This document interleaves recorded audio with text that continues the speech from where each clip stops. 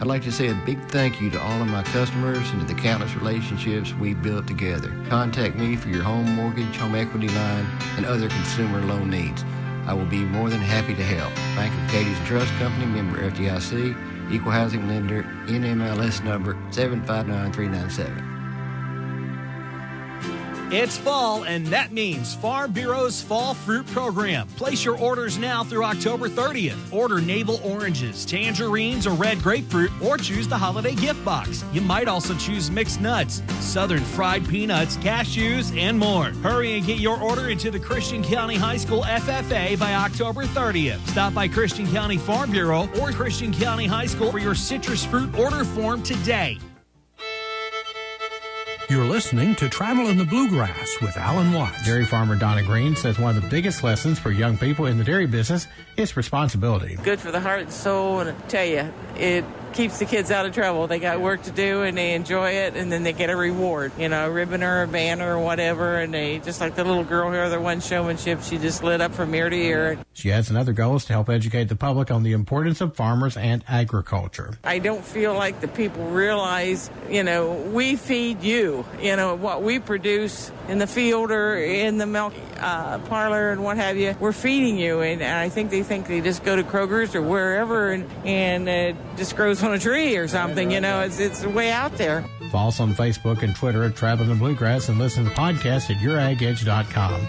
I'm Alan Watts, Traveling the Bluegrass. I am Don Pemberton, and I am running for Hopkinsville City Council. I have lived in Hopkinsville for 19 years. Our family enjoys life here, and it is a great place to raise a family. With one child in college and another one ready to start, I have decided to become more engaged and run for City Council. My philosophy is simple and one of a true fiscal conservative. I believe we grow our community by growing our tax base instead of raising taxes. I also believe before policy is brought upon our citizens, every stakeholder should be present. If you agree with me, please vote for Don Pemberton. Paid for by the committee to elect Don Pemberton. This afternoon's Good News Break is brought to you by Penny Ryle Electric and Save More Drugs. In today's good news, applications are open now for the Trigg County EMS Toys for Tots. You can find the Toys for Tots guidelines and much more information by visiting the community calendar online at WKDZRadio.com or WHVORadio.com. Applications can be completed in person or by phone by calling the number on the website. And donations can also be dropped off at the Ambulance Service Building at 40 Hospital Street, or you can also call to arrange a pickup there. Helping our neighbors the best way we can with the Trigg County EMS Toys for Tots. That's good news. Since 1937, Penny Ryle Electric has been dedicated to the health and well-being of our members. Did you know there are several socially distanced ways to pay your electric bill? You can use the member portal at PRECC.com. Call to make automated payments over the phone. Use the PRECC app. Enroll and pay by text or our residential prepaid program, or just stop by one of our 24-hour kiosks in Hopkinsville or Oak Grove. Penny Ryle Electric, proud to power your life for 83 years. Save More Drugs in Hopkinsville is utilizing drive-through only in order to provide safe and high-quality care to their patients. While the front end of the store is closed, if you require over-the-counter products, they will continue to provide this service at the drive-through. They also offer delivery service within the city limits. Your health is their primary concern. Visit Save More Drugs on Facebook. Save More Drugs, solutions for your life. Online at save-more-drugs.com. You're listening to the award-winning News Edge, live, local, and committed coverage of today's news, sports, and weather. You're listening to WKDZ KDIZ, WHVO Hopkinsville, and WKDZ FM KDIZ Hopkinsville, Princeton. Next news when it happens, and all day at WHVORadio.com and WKDZRadio.com.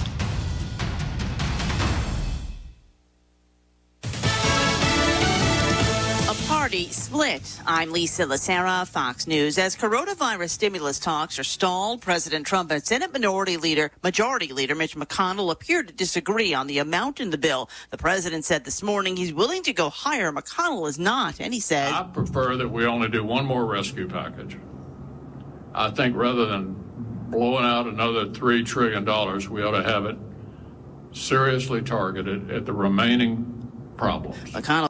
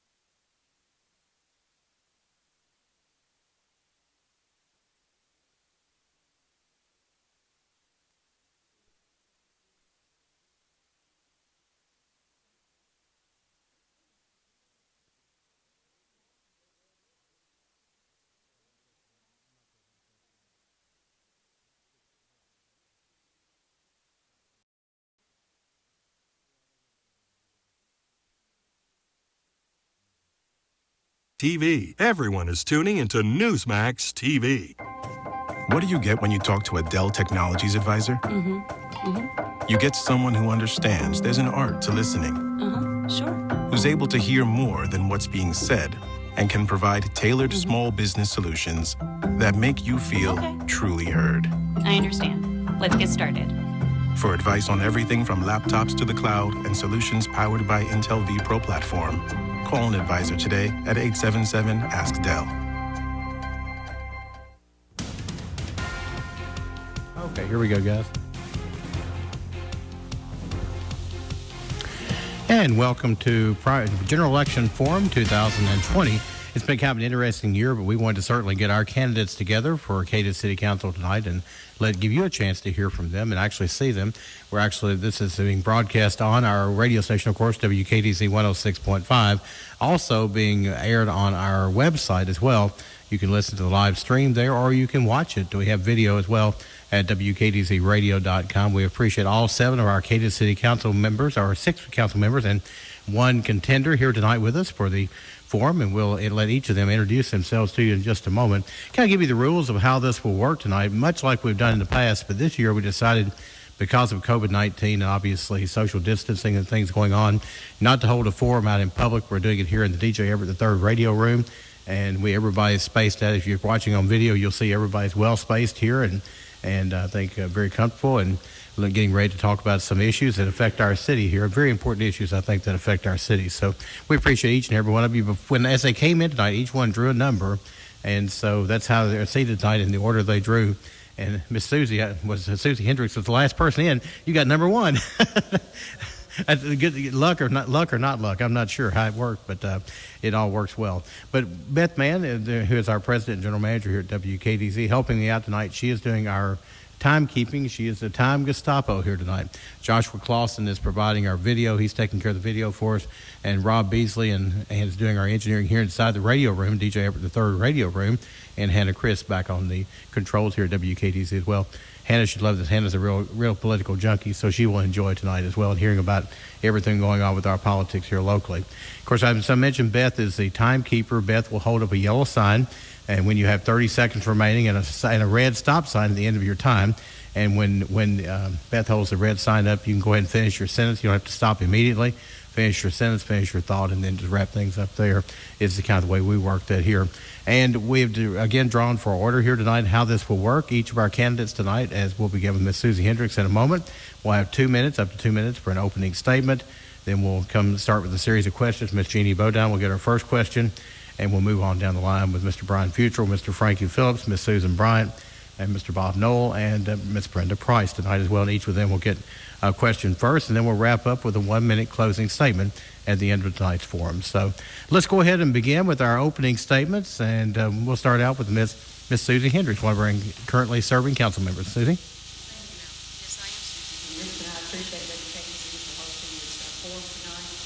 I'd like to share a little bit about myself first. First and foremost, I am a born-again Christian. I have lived in Tree County all my life. I have served 2 consecutive terms as a member of the Cadence City Council. It has been my privilege to serve the people of Cadence, but any decisions or comments I've made during this time on council, I always consider what's best for our community. I never want to make any decisions based on my personal feelings. I'm here to represent the folks of Cadence. And I'll continue to support the folks of Cadence in any way possible if we're elected. I appreciate the time I've served as a member of the City Council, and I appreciate your vote for the 2020 election. Thank you, Ms. Hendricks. Appreciate that, Ms. Susie Hendricks. And we'll go to Ms. Jeannie Bodine. Hi, Alan. Thank you and Beth for your time in this lovely location. My name is Jeannie Bodine. I, too, am a pretty much lifelong resident here and go back to grandfather, great-grandfather, and so on back. Born and raised here, went to school here, own a small business here on the Purple Pig downtown. My interest in the council these last 2 years has just been amazing. I've learned so much. I heard Susie say that last year. I have learned so much. There's so much that the council does that I don't think that people have a clue. They just don't realize how much actually is done by the council members and the mayor. So I would like to be reelected again because I think I've just gotten started. I've just gotten my feet wet and just kind of know where I'm going and how to get up and down the steps, and I'd like to continue. Thank you. Thank you, Ms. Bodine. Appreciate that. Mr. Bryan Futrell's next to all. Bryan. All right. Thanks, Alan. Thanks, Beth, for inviting us here tonight. I appreciate it. I'm Bryan Futrell. I was born and raised here in Tree County. I work at the school system. I've been a teacher / administrator, coach, as well as some other things in the last 25 years. And I have 2 daughters, Ella Ray and Emily, and a lovely wife, Leslie. And we live here in Cadiz, and I'm on my third consecutive term, seeking my 4th consecutive term. And I appreciate each and everybody's vote the first Tuesday in November, and looking forward to hopefully serving the people of Cadiz again and trying to get things accomplished. I think the city's done a pretty good job over the last several years of doing some things differently. There are other things that we are seeking to do in the future to help move Cadiz forward, and we're looking forward to doing that, and I hope I'm one of the council members to serve the city of Cadiz to do so. Thank you. Thank you, Mr. Futrell. Appreciate that. And next of all, we have Mr. Frankie Phillips. My name is Frankie Phillips. I'm a lifelong resident of Cadiz and Tree County. I'm married to Tammy Thomas, 42 years. I have 1 son, Matthew, and 5 grandchildren. And I'm an employee of a Tree County EMS. I've been there 38 years. I've been on the council several years. Can't just say how many, but I enjoyed my time on the council, and I enjoyed working with the people of Cadiz and Tree County and helping them in every way I can. Thank you, Mr. Phillips. Appreciate that. Next of all, Ms. Susan Bryan. Susan? My name is Susan Bryant, and I appreciate the time that we have out here, and the facility is just wonderful because it's so beautiful and it looks so nice. I've been on the council for a while. Sometimes my husband asks me, do I just say what I think, or do I think about it first, or do I just blurt it out? And that is my problem. I do just kind of blurt it out. I've always lived in Tree County, except for a year or two when I was in teaching in other places. I taught school for 42 years. As you look around, you can tell I'm the oldest of the ones that are here, although there's one down there that's near my age. And I've enjoyed the time on the council. I try to, when we make decisions that will affect other people, I try to ask around and see what people are thinking about, because it is not just my decision, it's the decision of all those that it will affect. I would appreciate your vote. I would hope to be back with the council again, and I have enjoyed my time, but I think you would have a good council either way, however it turns out. Thank you, Ms. Bryant. Appreciate that. Mr. Bob Noel. I'm Bob Noel, and I'm married to my wife, Mitzi Noel. We've raised 2 girls here. I'm a lifelong resident of Tree County, been born and raised here. I've been a business owner here. I've worked here. Like Mr. Bryant said, I try to ask around people what they think about we're voting on with City Council, and to see what they think.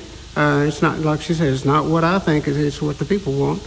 And I just hope that I have done a good job, and hope I can get your vote coming up this fall. Thank you, Mr. Noel. Appreciate that. And Ms. Brenda Price, obviously running for City Council, and then never actually been in public service before. But Ms. Brenda, thank you for being here tonight and your opening statement. Thank you, Alan. Thank you, WKDZ. My name is Brenda Price, and I would appreciate the opportunity to serve on the Cadiz City Council. I've lived in Cadiz, Tree County for 25 years. I love the area and the people. I was born and raised in Louisville before moving to Hopkinsville at the age of 13. In 1995, my husband and I moved to Cadiz and discovered what a jewel it is. I was fortunate enough to spend 37 years of my life with Doris Price. I'm now a widow, and I currently live in White Dove Subdivision on Dove Circle. I share a home with Barbara Tucker, one of my best friends. I'm a teller at the Cadiz main branch of FNB, where I've worked for the past 10 years. I love my job because I spend every day interacting with the citizens of Cadiz. Before working at FNB, I was a manager at Cracker Barrel in Cadiz. My jobs have resulted in me meeting lots of people and forming lifelong relationships. I'm also an active member of East Cadiz Baptist Church. My church family is very near and dear to my heart. I've spent many hours attending Cadiz City Council meetings as an interested citizen. This has given me an insight as to the expectations of a council member. I would like to be a part of this group because I want to give back to my community. Cadence has been so good to me. I want to do my part to keep Cadence going and growing. I love my hometown and would appreciate your vote. Thank you, Brenda. Appreciate that. I think we'll go back and let Susie do her opening statement again. We couldn't, your microphone, we were having a little problem with that. You don't want to do that? Okay.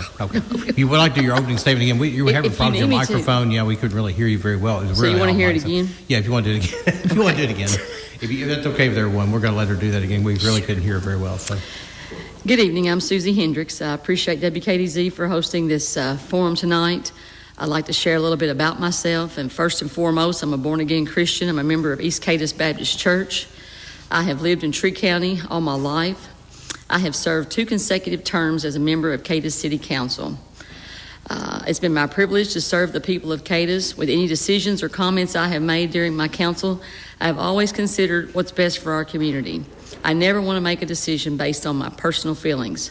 I am here to represent the folks of Cadence. I will continue to support the folks in Cadence in any way possible if I'm reelected. I appreciate the time I have served as a member of the City Council, and I'd appreciate your vote in this year's 2020 election. Thank you, Miss Susie. Appreciate that. Sorry about that. We had a connection problem earlier, and we wanted to make sure she was able to be heard as well. Yeah, right, exactly right. All right, let's begin with our questions. Our first question goes to Miss Jeannie Bodine. We'll start with her and work our way down the list here. And each candidate will have 1 minute to answer the question, and so we'll start with this. Planning for future generations is one responsibility of Cadence City Council. What do you think needs to be done to prepare Cadence for the next 5, 10, and 20 years? Well, we're trying to get more things here. You know, if manufacturing can't come here or isn't coming here, we need more small businesses that can provide entry-level jobs for people going into the job market so they don't leave. We need things for people to do. And we investigated the pool thing, and the land is the primary problem, finding land and acquiring it that's suitable for that purpose. So we just need to think more of smaller things coming, because each thing you bring brings one more thing down the line. We get a new restaurant, somebody else says, oh, well, I think I'll go down there too. So whatever comes is a good thing. Very good. Thank you, Ms. Bodine. And next one, Mr. Bryan Futrell. Same question, planning for future generations, one responsibility of Cadence City Council. What do you think needs to be done to prepare Cadence for the next 5, 10, and 20 years? Well, one thing that we've addressed currently is we have to have the right infrastructure. And, of course, the city of Cadence went out on a limb with a new water plant, which is wrapping up right now. That number one opens up the door for industry to come in here, because we have the capability to double the water capacity that we currently have. So we have to have the right infrastructure here right off 24, and I think we do have. We've got to start on that now. We've got things that are being built out here as well. So those are things that, that's the right step in place. But, everybody wants to grow. We want more things here in town. We want more things downtown. We want more restaurants in town. I think we've had a good string of luck here lately with 3 new restaurants coming in, 1 downtown, 2 right out, will now be in the city limits, right around the bypass. So that looks like that's going to be our future growth area. So, thank you, Mr. Futrell. Appreciate that. And Mr. Frankie Phillips, same question. Planning for future generations, one responsibility of Cadence City Council. What do you think needs to be done to prepare Cadence for the next 5, 10, and 20 years? Well, just like Mr. Futrell said, our water plant is being expanded, and it can be expanded again for more industrial. I think we need to get higher paying industrial jobs in here and more local business where the kids, when they go off to college, they have something to come back to. We do need more small businesses. I think that'll be a great thing for us. Just like I said, we got 3 restaurants coming. I would like to see us have some kind of retail store come in. And I don't know, we need stuff for the young youth to do, and we also need stuff for the seniors to do. This coronavirus has really been hard on the seniors because they can't go to the senior center. We have one of the best senior centers in the state of Kentucky, but the people cannot go to it because they can't get out and it's not open.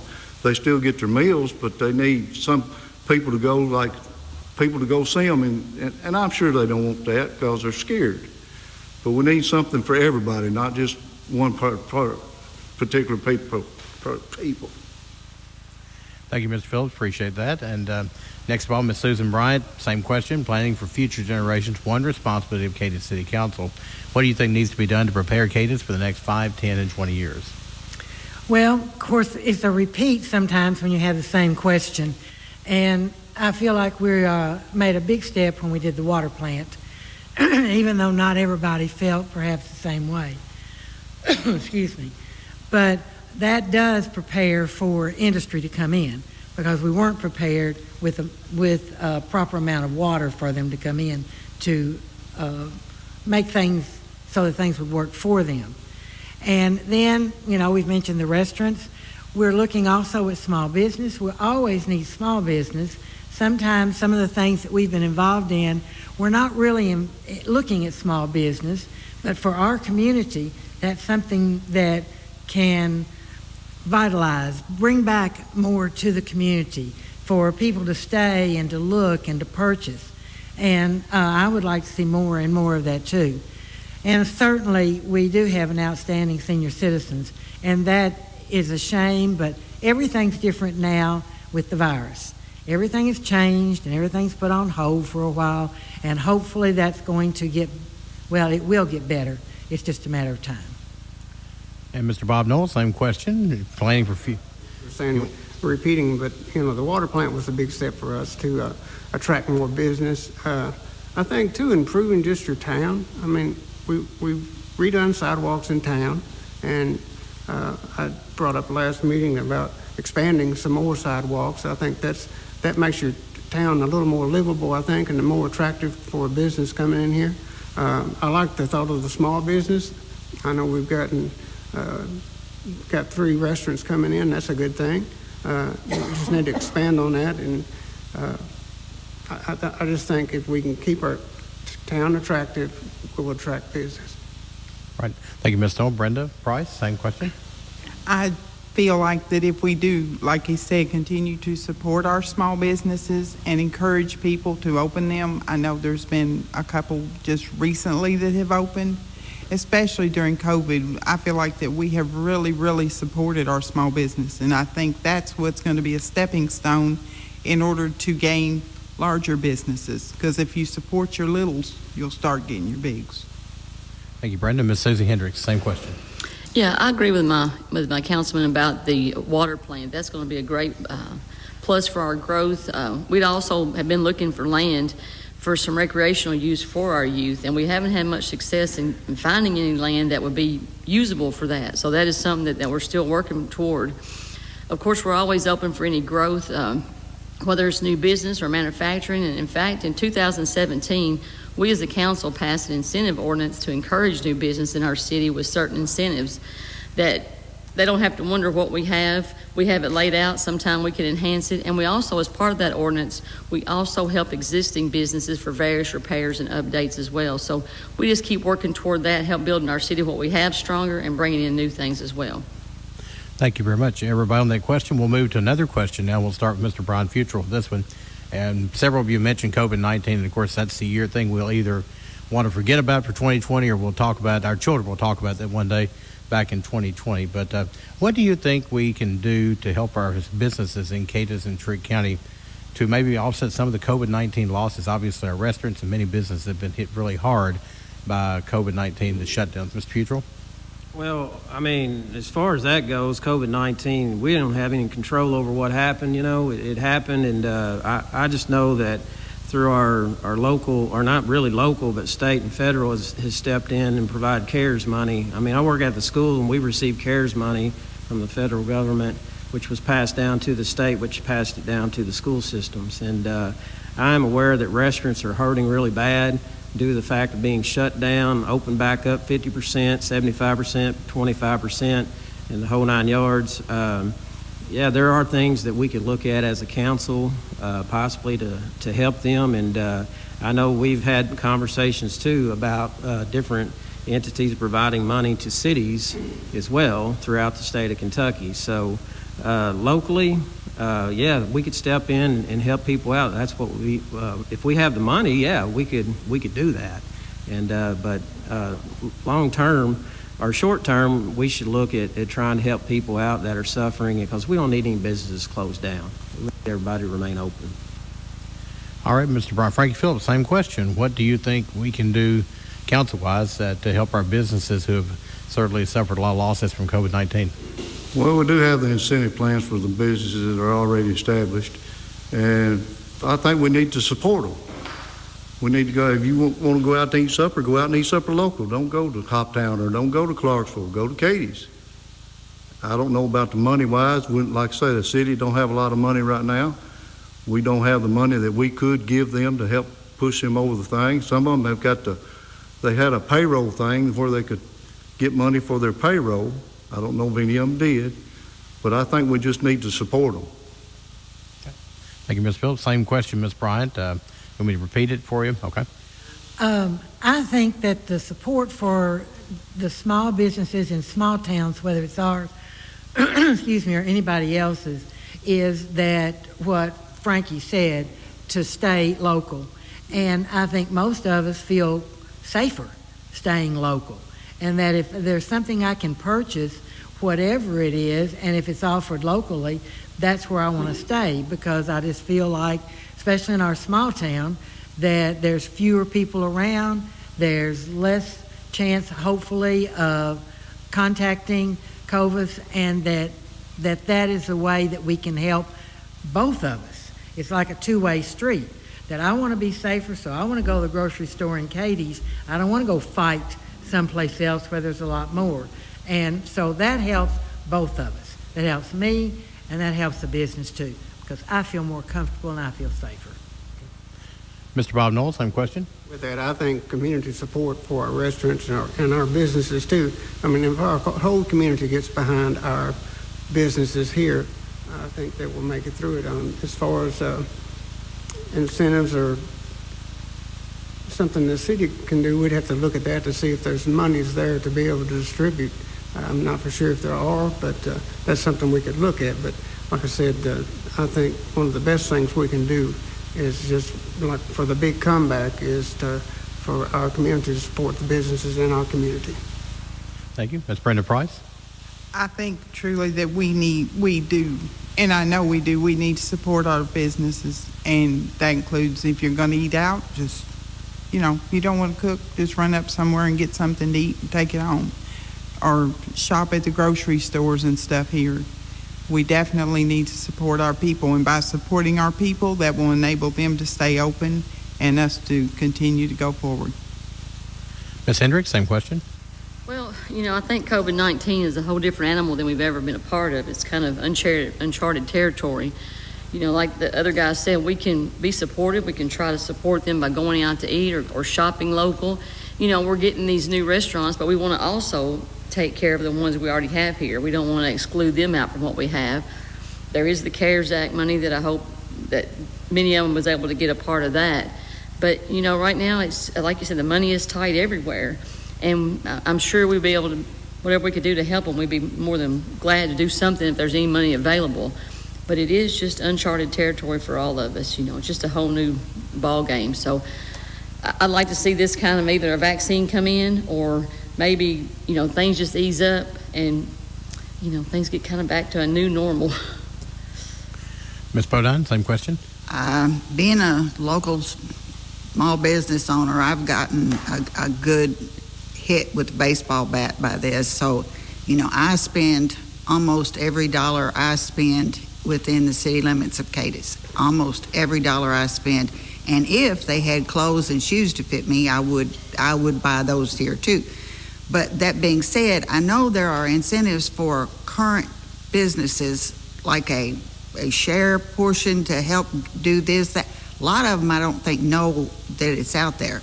And there are things for the already in businesses that they can apply for to get help with that the city will either match or help. And I'm not real sure how it works because nobody ever applies for it. But I would definitely, if you're a small business owner and struggling a little bit, come talk to the council and see if we can't help you. All right. Thank you, Ms. Bodine. Let's take a quick break. We'll take a quick break, let you guys have a little rest break for a couple of minutes, and we'll come back and continue with a few more questions for our Cadence City Council members. You're listening, and one contender tonight as well. And you're listening to the 2020 Decision 2020 here on WKDZ FM 106.5, WKDZradio.com. Studies link poor school performance with bad vision and visual disorders. Dr. Sutherland with the Cadence Eye Clinic encourages you to make your child's vision appointment today. Your Weather Rad's Weather Center forecast: an overnight low down to 36 degrees tonight under mostly clear skies. May see areas of frost. Just make sure to go ahead and cover up those plants outside just in case. Sunshine through the day tomorrow, a high of 61. Clear in areas of frost once again by tomorrow night, back down to 39. Areas of frost early Saturday. Otherwise sunny skies, a high of 67. And partly sunny and 69 on Sunday. 36 the overnight low tonight under mostly clear skies. May see areas of frost after midnight with a frost advisory in effect for Marshall, Lyon, Caldwell, and Hopkins counties from 3 to 9 o'clock tomorrow morning. The 2020 election is underway in Kentucky. Record voter turnout is expected, and counties have a limited number of polling places. So how can you avoid crowds and social distance? By voting early. Vote in person October 13th through November 3rd, including Saturdays. Voting early is the same as voting on Election Day. When you vote, Kentucky wins. Paid for by the Kentucky State Board of Elections. Now more than ever, we value time with family, and we reflect on the time we wish we had spent when we could. Pennyroyal Hospice makes it possible for you to spend quality time at home with your loved one in the most crucial time of their life. Pennyroyal Hospice is taking even more safety precautions during this time to ensure your safety. Pennyroyal Hospice. It's about living to the fullest. 99-cent fountain drinks, any size, anytime. Fuel for you. Fuel for your vehicle. Max's Convenience Shop. Max's. Planters Bank remains committed to delivering the highest level of support to its customers during this challenging time. In addition to their regular in-location and drive-through services, Planters Bank offers many remote banking services. You can check your balance, make a deposit, transfer money, and even fill out a loan or credit card application online. To learn more about their convenient banking tools, visit plantersbankonline.com. One of the greatest rights as a citizen of the United States is the right to vote. And Trigg County Farm Bureau Federation, Herb Hayes Furniture, Bikes and More, and Safe Construction encourages you to get out and vote on November 3rd. If you do not feel safe going to the polls on Election Day, contact your county clerk's office for early voting options. Your vote counts, so let your voice be heard.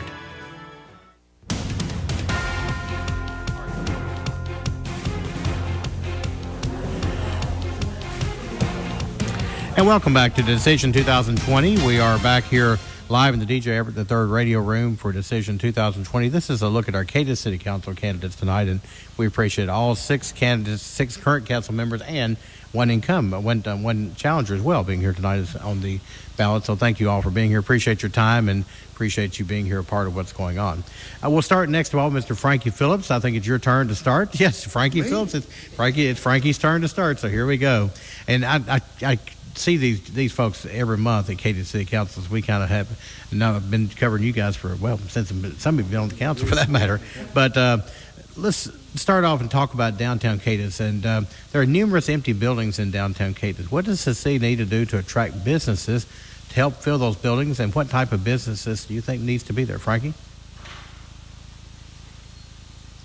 Well, some of the buildings, how do you say it, are in distress, I'd say. They need work done to them.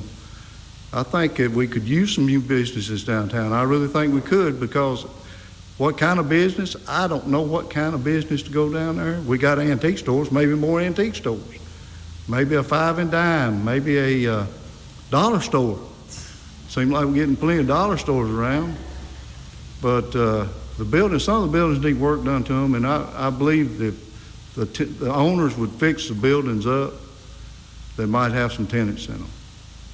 Thank you, Ms. Phillips. Ms. Bryan, same question. If you want me to read it again, I can, or if you... No. Good to go. Okay. Well, in some cases, 1 or 2, the rent was really high.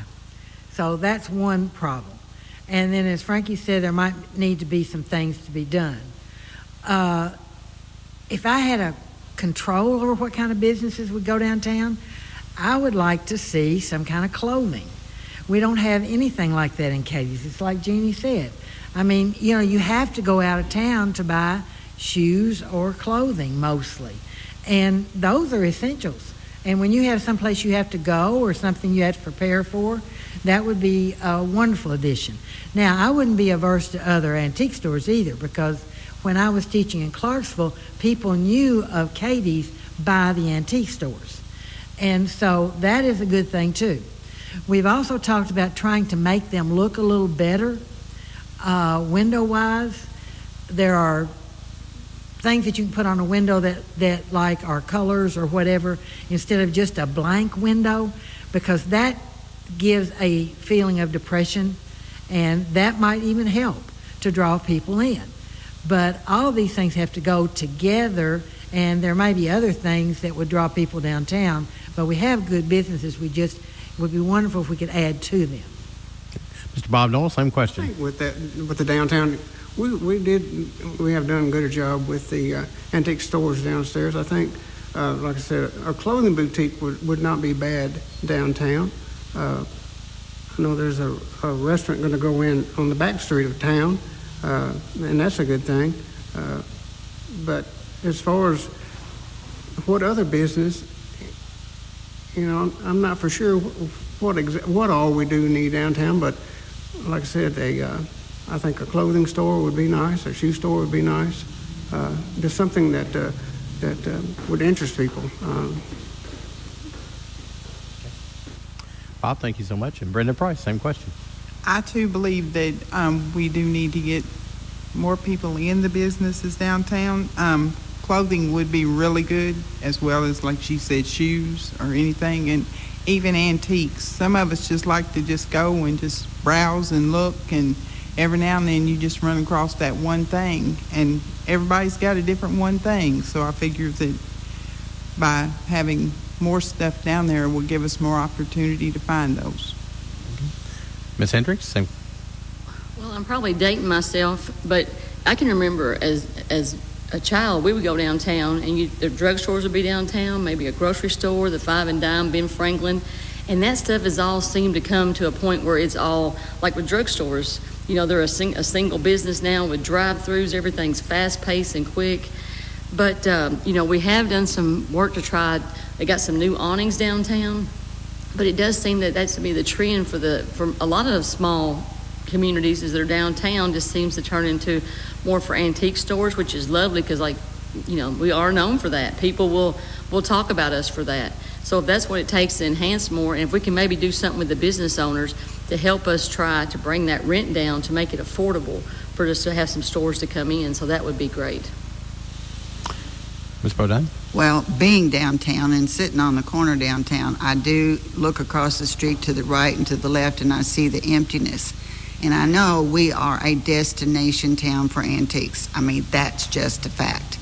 It's a tourism town. But that being said, this support local, I can't tell you what it's done for me. You can ask all these other antique store owners, they'll tell you their business has gone up by a third to a half since we reopened in May with the support local. We're depending on just the people who drive in one day and coming in, and they're doing it. So the thing I would like to see is the code enforcement force the vacant buildings to be brought up to code, to rent standard, and then put something in the window. I don't care what it is. If it's a dummy, put something in the window so there's something to look at. Mr. Petro, same question. Yeah, there's been a lot of different things said about downtown. Of course, nobody wants downtown to be empty as it is. I mean, you would like to have all those businesses filled. I look at Princeton and some things that I've noticed there. You'll see furniture stores downtown. You might see other businesses, retail businesses there that provide clothing and opportunities like that for their citizens to shop at. That would be wonderful here in Cadiz, to have different things downtown other than going down there to pay your water bill or pay your taxes or go to court or all those other things, driver's license and stuff like that. We used to have a grocery store downtown. It's not there anymore. I think that's a missed opportunity. We had one there, and to me, it would be awesome if we could have more than just 2 grocery stores in our town as well, because we have over 14,000 people within our county. I'm pretty sure we could support that, as well as other businesses. We just, it was mentioned about things being too high downtown. I think that is an issue about leasing out buildings as well, especially for new businesses that are sticking their necks out on the line to try to open, and Katie's people have to support it. Thank you, Mr. Futrell. Appreciate that. And Ms. Bryan, we'll go to you with our next question. That wraps up that question. A number of years ago, Cadence City Council voted to enact a restaurant tax to help fund tourism in Cadence and Trigg County. Are you pleased with how the restaurant tax is being spent? Yes or no? And how should it be spent if we're not pleased with how it's being spent? Well, of course, if anybody remembers, I did not vote for the restaurant tax. So I have a different look at that. But yes, I am pleased with the way that the money is spent mostly. The tourism, which I'm on the tourism commission, tries to wisely spend that money and tries to look at those things that might bring in more and more tourists. And then the money that the tourism then gives out of that restaurant tax, because it has to go to tourism, then they can give some out. They give to the committee that Bryan is on that has to do with recreation, parks and recreation, and they have spent their money to make it better and nicer for all of the kids that play softball and all of the sports out at the complex, and that is a good thing. Now, what the committee I've been on is really, really interested in is getting hold of some of that money to try to build a complex for children and young adults and older adults. We're looking for, we would like to have a pool, but that wouldn't be first, but a walking area out there, where we could find it, different kinds of games, volleyballs, etc., that would bring people in to stay, because if the children have something to do and they're happy, then the adults would be more likely to be happy and would stay longer and would go to the antique stores or whatever that is in town. Okay. Mr. Nolan, would you pull your microphone a little closer where we can hear you better? Same question to you. If you want me to repeat, I'll be glad to. No, that's fine. Tax. Okay. No, I think our restaurant tax has been spent well. We've taken, they've taken some of the money and they've built a building out at the complex, which has been a good thing. Another thing I like about the restaurant tax, it's a tax on people of Trigg County too, but it's also a tax on tourists that come in here. So it's not all, it's just not all Trigg County money. It's money that's come in here from different communities that's bought food here. I think we needed to pass that tax because the motel tax just was not funding our tourism the way it should have been funded. And I think they're doing a good job advertising our town and getting out in the country, going to the different events to promote Trigg County. I think they're doing a good job. Thank you, Mr. Knoll. Same question to you, Brenda.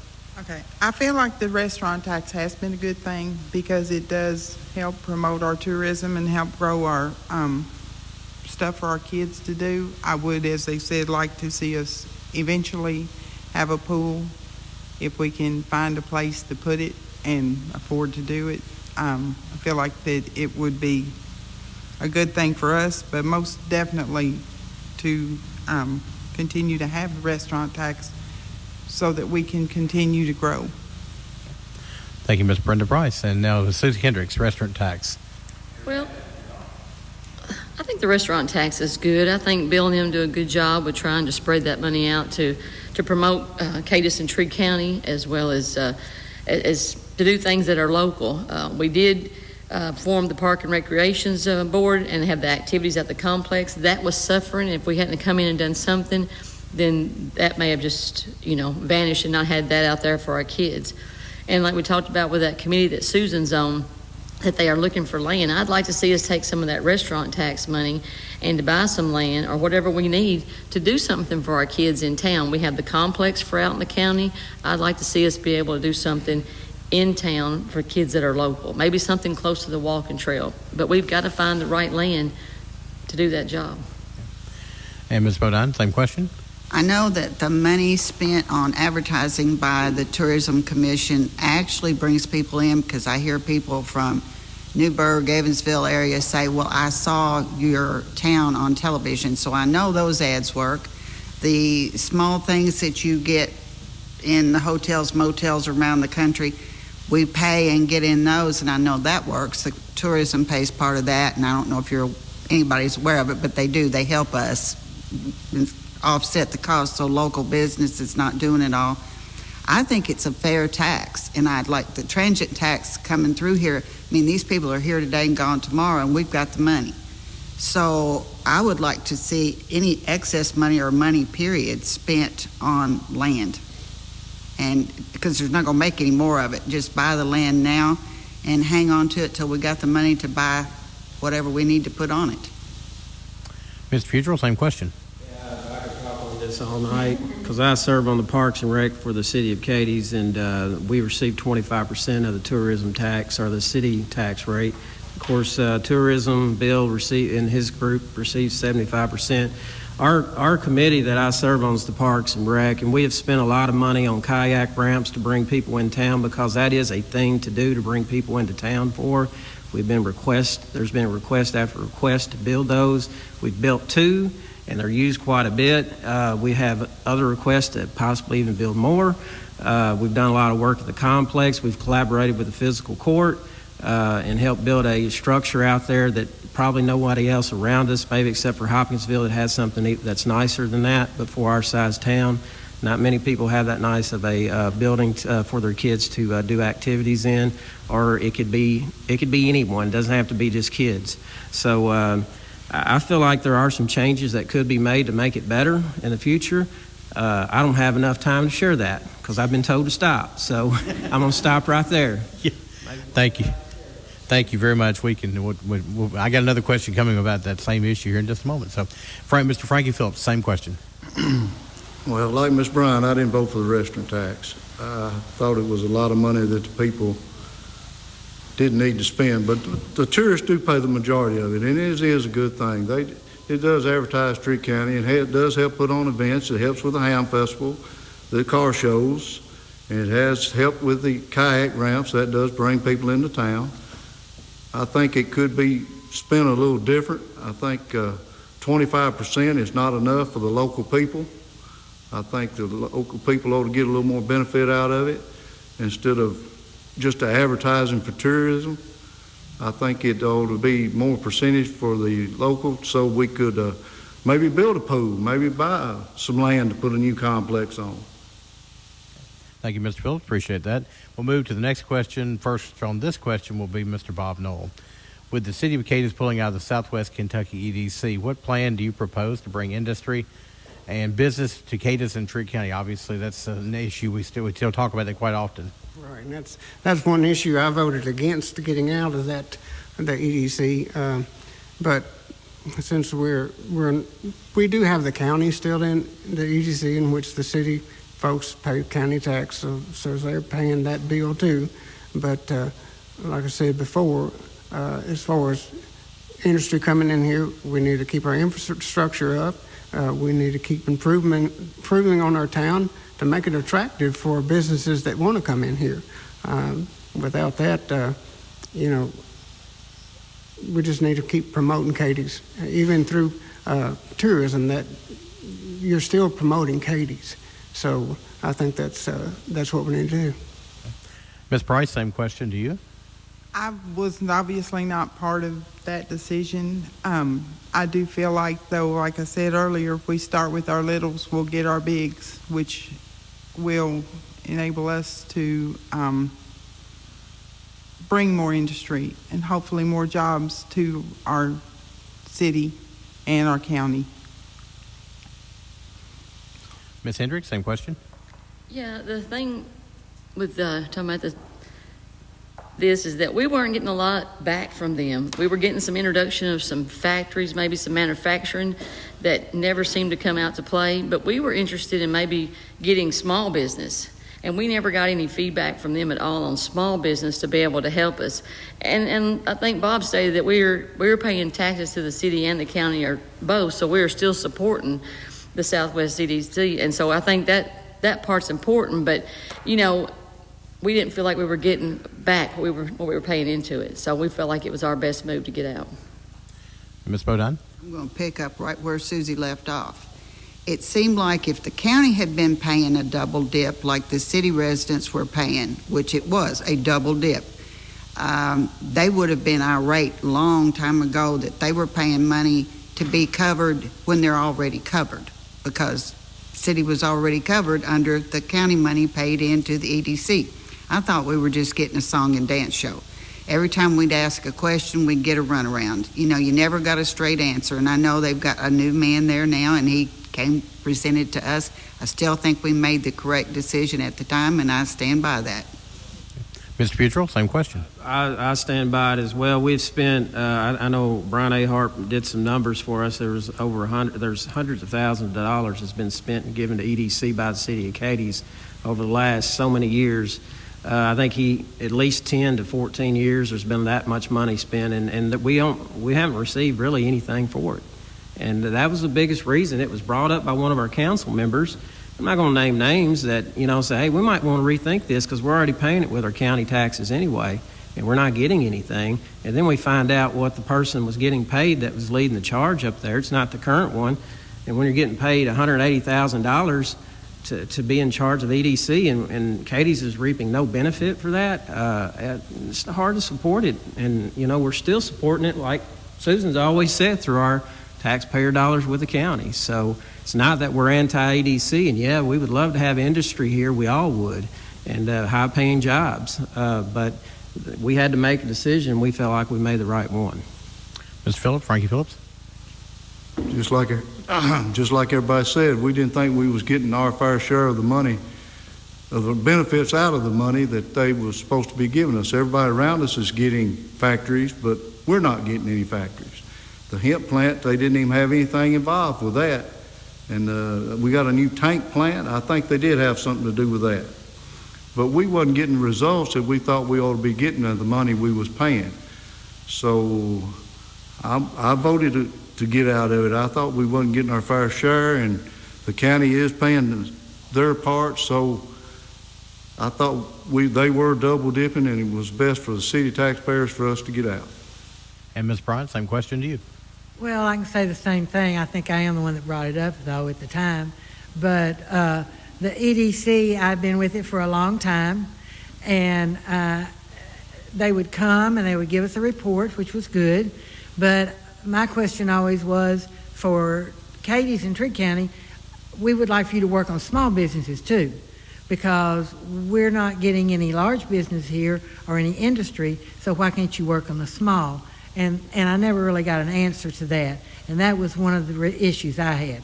And my other issue is that we are covered, well, I'll say it over and over, but we are covered because we pay county taxes, and they pay into the EDC. We were also paying city money into the EDC. So it was like you were paying twice if you lived in the city for what coverage you had. And I hope that they're successful, and I would love to see us have some factories and industry here, but we didn't really feel, or I didn't feel like we were seeing a lot of response, a lot of money going out, and I didn't see a lot of stuff that was coming back in. Okay. Thank you, Ms. Bryan. Appreciate that. Final question, and then we'll clear our closing statements. And Brenda Price, you get this final question. There's been some mention tonight amongst city council candidates of things to do for the young people and so forth. What do you think we need to do to activities, events, and so forth that keep our young people here in Cadence? I think we need to talk to our young people and see what they enjoy doing. I think, as they've said numerous times tonight, we need to try to figure out a way to find some land to put a pool or recreation or something on, so that we can have these kids at least something to look forward to. Hey, there's a spot where the pool's going to be, or they're going to put this here, and work toward it. Take baby steps. Buy the land, pay for the land, and then grow on that land. But I think we need to talk to our youngins and see what they want. Ms. Price, thank you so much. And Ms. Susie Hendricks, same question. Yeah, like what Brenda said, the land's what we need to work on first. I'd like to see us get something close to the walking trail, have access in the city for something for the kids to do. If it's just a splash pad at first, they have those like in Crofton where they have birthday parties in a pavilion, just something to give them some kind of activities to keep their hands and minds busy and keep them out of trouble. And I think eventually maybe the pool. The pool is a very expensive item that we talk about over and over for just a few short months out of the year, and it's something that's very expensive. So I think that's what we need to lead for our youth is look for land and try to get some activities for them. Thank you, Ms. Hendricks. Appreciate it. Ms. Bodine, same question. I get a lot of people come to town and ask me about Jim's Music Shop, and they remember going and stuff. And I thought about maybe when and if we upgrade the stage, and even though it's not perfect, it's still available. Why couldn't we have music on the weekends or drive-in movies in the park or just things that aren't expensive? I mean, we're already blessed with the complex. We've got excellent programs at the school. We've got a lot of stuff going. The Way is there for the kids after school. There's a lot of stuff out there that doesn't cost hardly anything. And I'm all for music and visuals. And Mr. Futrell, same question to you. There are some goals from our Parks and Rec, and one of those is to help purchase some land within the city limits. We've done a lot outside of the city limits with the restaurant tax money that we're funded with, and so some of the goals we're looking at was to purchase several acres inside the city limits. As everyone on the council knows, it's like trying to purchase a gold mine because everybody wants a lot of money for their land within the city limits, much more than they do out in the county. So that's been a huge problem. I know Parks and Rec has just met last month, and we talked about saving money to do that. And working with the city of Cadiz and Mayor King and the council here to propose goals and a vision for the future to buy land, put it there in the future. And what would be on that land? We're looking at a multi-purpose building on the inside like a gymnasium because our kids have nowhere to go during the winter. They can't depend upon the 3 gyms in the school because we can't do everything for the school and the community because we've outgrown that. So we need a facility within our own community for kids to do something during the winter like basketball and other things as well. And again, it's not just for kids, it's for the whole entire taxpayers and citizens of the city of Cadiz that we're missing out on, and are things that our city needs. Okay. Mr. Frankie Phillips. Well, we need the land first thing. That's what we need, land. And like I said, land's higher in here in the city limits. We can't just go out and buy 10 acres of ground for little or nothing. We do need to ask kids what they'd like to have. A multi-purpose building for the wintertime, that would be great. Maybe a miniature golf course or a pool, splash pad. Maybe a skateboard where they can ride their skateboards instead of riding them up and down the trail. I don't know what we need. I'm not a kid. But I think we need to ask them what they want and try to accommodate them. Ms. Bryant, same question. Well, it's all been said, but I'm on the committee that was set aside for the pool. But as we talked, we decided that everything should be done on a bigger scale, and that what we should be looking at was a good amount of land, like maybe 10 acres or so, someplace, so that we could build. Pool wouldn't be first, it's too expensive. But so we could put something like a splash pad or a tennis court or a volleyball court, a walking trail, which I've already said, for all of us. And we've got a good one, but we could have others, and then kids could be one place and adults could be someplace else. And that would be good for our town in a multiple of ways, for our children and then for tourism. Because it's like we said, or I've said over and over, if they come and they stay in Trigg County and their kids are unhappy because there's nothing to do, they're not going to come back. Because they're looking for a place for their kids to have fun and to want to come back and to return to. So you need it for all of us in order for our community to be well-rounded. And it's a basic need. And the problem has been finding the land, or finding land that everybody agrees to. Thank you, Ms. Bryant. And Mr. Bobdell. I agree with him about the property, but the property we purchase needs to be property that's easy access. I mean, if it's difficult to get to, people are not going to come anyway. As far as things to do there, ask the kids what they like to do. I like to think of it more as a family-oriented to where everybody can have something to do at that place and have a good time. Not just for the kids, but like I said, for everybody that lives here. But like I said, the land would need to be easy access, and it would have to be a pretty good amount of land to be able to develop for the community. Thank you. Thank all of you for your answers. We're going to take a quick break. We need to. Josh tells me we need to take another quick break. We'll take a quick break. We'll come back and wrap things up here in just a moment. Former Governor Paul Patton. Politics. Even I'm tired of hearing that word. But that's the way we select our leaders and determine our future. When I was governor, I always tried to do what was right for the people of Kentucky, working with Democrats and Republicans to promote the economy of our Commonwealth and the education of our people. When Mitch McConnell was running for re-election 6 years ago, he railed about a war on coal. Yet in the past 6 years, he did nothing to bring back our coal jobs. He claims to be the second most influential man in Washington. He even declared that the war on coal was over. But in Kentucky, we've lost 60% of the coal jobs we had 6 years ago. He serves the selfish wealthy while neglecting the real needs of our people: jobs, health care, education, and infrastructure. Those are the things that Amy McGrath will work for, and that's why I'm voting for her. I'm Amy McGrath, candidate for Senate, and I'm honored to approve this message.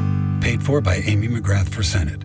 I'm telling you, it's a barn. No, it's a market. They sell local produce. You're both wrong. It's a nursery. They sell all types of plants. None of you are even close. They are a cafe. They sell baked goods, pizzas, subs, and more. The Country Barn, Garden, and Farm Market in Fairview next to the Jefferson Davis Monument is different things to different people. All this week, you'll have a chance to bid on $150 gift cards. There'll be 2 auctions each weekday, one in the morning and one in the afternoon. Go to WKDZradio.com. and click on Big Deals for more info and to bid.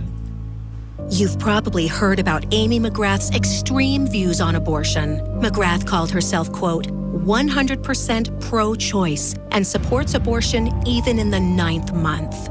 Now, with the Supreme Court in the balance, McGrath's far-left views on abortion are more dangerous than ever. McGrath attended a fundraiser with the co-sponsor of Virginia's infamous infanticide bill. She said her views align completely with Emily's List, a left-wing pro-abortion group. And remember McGrath's own words on late-term abortion. I don't think government should be involved in making decisions on a woman's body. So you think a woman on the way to the hospital to give birth could decide to abort it instead? I don't think that government should be involved in a woman's right to choose what is happening to her body. What about the rights of the unborn child? Amy McGrath is too extreme for Kentucky. I'm Mitch McConnell, candidate for the U.S. Senate, and I approve this message. Paid for by McConnell Senate Committee. You're listening to the Kentucky Broadcasters Association Radio Station of the Year. 106.5 WKDZ FM, Cadiz, Hawkinsville, Princeton, an Edge Media Group station. And welcome back to our general election coverage, general election decision 2020. Of course, we're hosting our Cadence City Council candidates tonight, and we had a question submitted from a listener. Wanted to pass that question along, let everybody have a chance to answer that, and then we'll have our closing statements, and we have all of our state representative candidates here that'll be up next in just a moment. So we're going to move back to the end of the table, Miss Susie, since you've got the first question, opening statement. We're going to start with you again for this question, and then we'll move on down the line. Maybe I've mentioned this, the paying taxes and double taxes and so forth. A question from a listener: is it time to look at combining the city of Cadence and Trigg County, just make one metro government, one Cadence City, Trigg County government? Is that something that we'll need to look at, and is that something you're willing to think about? No, I don't think it's something we're ready to look at this point. I think that we have our county entity as well as our city, and we have things that we need to take care of as well as they do. I think it's going back to the EDC again, and we just felt that as us being a part of them, we were spending thousands of dollars and not getting anything back. And I think the county they're proceeding with them with EDC, and as part of the city and city taxes, we're paying that in as well. But I don't see the need in combining the two together as a metro. Ms. Bodine, same question. I think I know where that question came from. I mean, why it came up, and the only bone of contention, and that isn't even a bone of contention, is over the EDC. We've gotten along with the magistrates and the judge executive and everybody else all along down the line for everything. We've agreed We've got our little deal, they've got their deal. We have separate goals, separate everything. So except for that one area, we pretty much agree on everything. So just leave it like it is. Okay. Mr. Futrell, same question. Legally, I don't know if you could do that anyway. I think that would be up to some folks in Frankfort to allow us to do that, you know. So I don't think it's set up that way across the entire state. So I don't think legally you could actually do that. Not right now. But I don't think we need to. Listen, we work well with, look, I'm on Parks and Rec, and we work with tourism folks. We work with physical court folks that are on that represent each body. So we collaborate. We actually get a lot of things accomplished. We'd like to have a whole lot more money to do things with, but we don't get that. You know, we only get like $150,000 a year to spend, but we do the best we can with what little money we do receive. But no, I don't like paying my extra tax bill right at Christmas time for the city of Cadiz, but I pay it because I live in the city. But I also enjoy the benefits of that because people come and pick stuff up once a month on my street that they don't do in the county, and if I got leaves, they'll come pick that up, limbs, and the whole 9 yards. So there are benefits to living in the city, and you don't have to drive as far. Merry Christmas, right?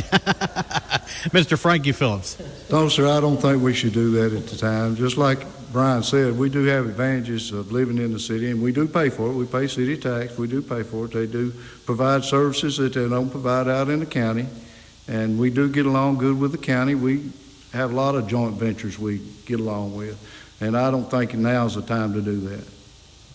Ms. Susan Bryan. Well, I've heard of this being done in other places that have combined city and county for financial reasons.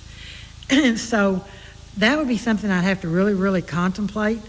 It doesn't come off the top of my head. My answer is not right now, not no.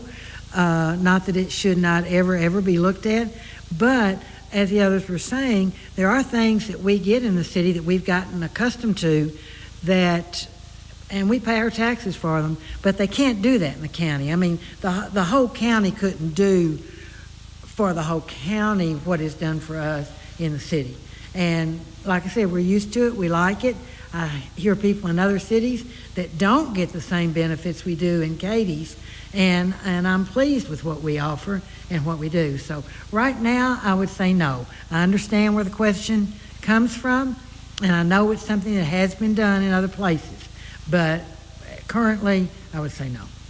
Mr. Bob Knoll, same question. This time, I don't think so. We wouldn't need to combine. One thing is, like the services that we offer in the city, I don't know that you could do that countywide. And I know people that's in the county that wouldn't want to live in the city, and vice versa. I know people that live in the city would like living in the city and don't want to live in the county.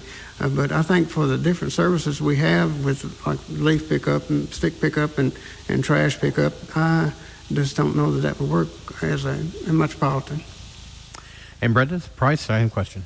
I don't think it would work. I feel like they've said, we have advantages of living in the city, and I personally, like them, enjoy the fact that I know that on Tuesdays my trash is going to be picked up, and if I put limbs out there or something the first Monday of the month, it's going to go away. So I most definitely don't think it would be a good idea at this time. Okay. Thank you all very much for all your questions. We'll now move to our closing statements, and since the last question went to Ms. Susie Hendricks, we'll start with Ms. Jeannie Bodine for your closing statement. 1 minute. Thanks again, Alan. Wasn't prepared to be first. I think just about everybody in town knows who I am, and I'm proud to be here. I'm proud to be a business owner here. I'm proud to be a part of the city of Cadence. I'm very proud to be on the city council and be a part of making the decisions. I would like to ask for everybody's vote. I will do my very level best, as I have all along, to do what the people want, maybe not what I want. And I had to do that a couple of times. Vote what the people want, not what I want. And it was a little bitter pill to swallow, but sometimes you got to do that. And I just thank everybody for listening tonight, and go vote. Thank you, Ms. Bodine. Ms. Jeannie Bodine. And then Mr. Bryan Future, your closing statement. Yes, I just want everybody to know there are times when people give you a call and you're on the city council, and I'm not always going to totally agree with what you might think, but that's okay. I just tend to vote on the side of the most people what they want. I'm not on here for myself. I really like serving the people of in the city of Cadiz, and I had voted for things before that a lot of people didn't agree with, and vice versa. So I would appreciate your vote in November, and first Tuesday of November coming up, just a few more weeks from now, and would like to continue to serve the city of Cadiz and its citizens, and I appreciate everybody giving me an opportunity to do that in the past. Thank you. Thank you, Mr. Bryan Futrell. Mr. Frankie Phillips, your closing statement. Well, a lot of decisions ain't very popular with a lot of people, and we make a lot of hard choices. We try to do what's fair for everybody, and I've always tried to listen to the people and do what they want. And I think that's the best thing to do. Like I say, a lot of times we vote on stuff I don't agree with, but we do make the right decision. And I appreciate WKDZ for having this forum, and as much as I like them. And vote Frankie Phillips, number 1 on the ballot. Thank you very much, Mr. Phillips. Appreciate that. And Susan Bryan, your last closing statement. Okay, I appreciate the forum that's taken place and the discussions that have taken place, the questions that have been asked, and I would encourage everybody to vote for sure, however you vote in November. I'd also like to say I am still out there. I'm not walking as much, but I'm still out there. I've just had some issues. So if you don't see me, I haven't died or anything. I'm still there. And so you can look for me. I'll be back, and I'll be waving and whenever I see you. But I do appreciate what's going on tonight, and I think a lot of good thoughts have been brought up and explanations have been given. So I would appreciate your vote also. Thank you. Thank you, Ms. Bryan. Appreciate that. Mr. Bob Knoll.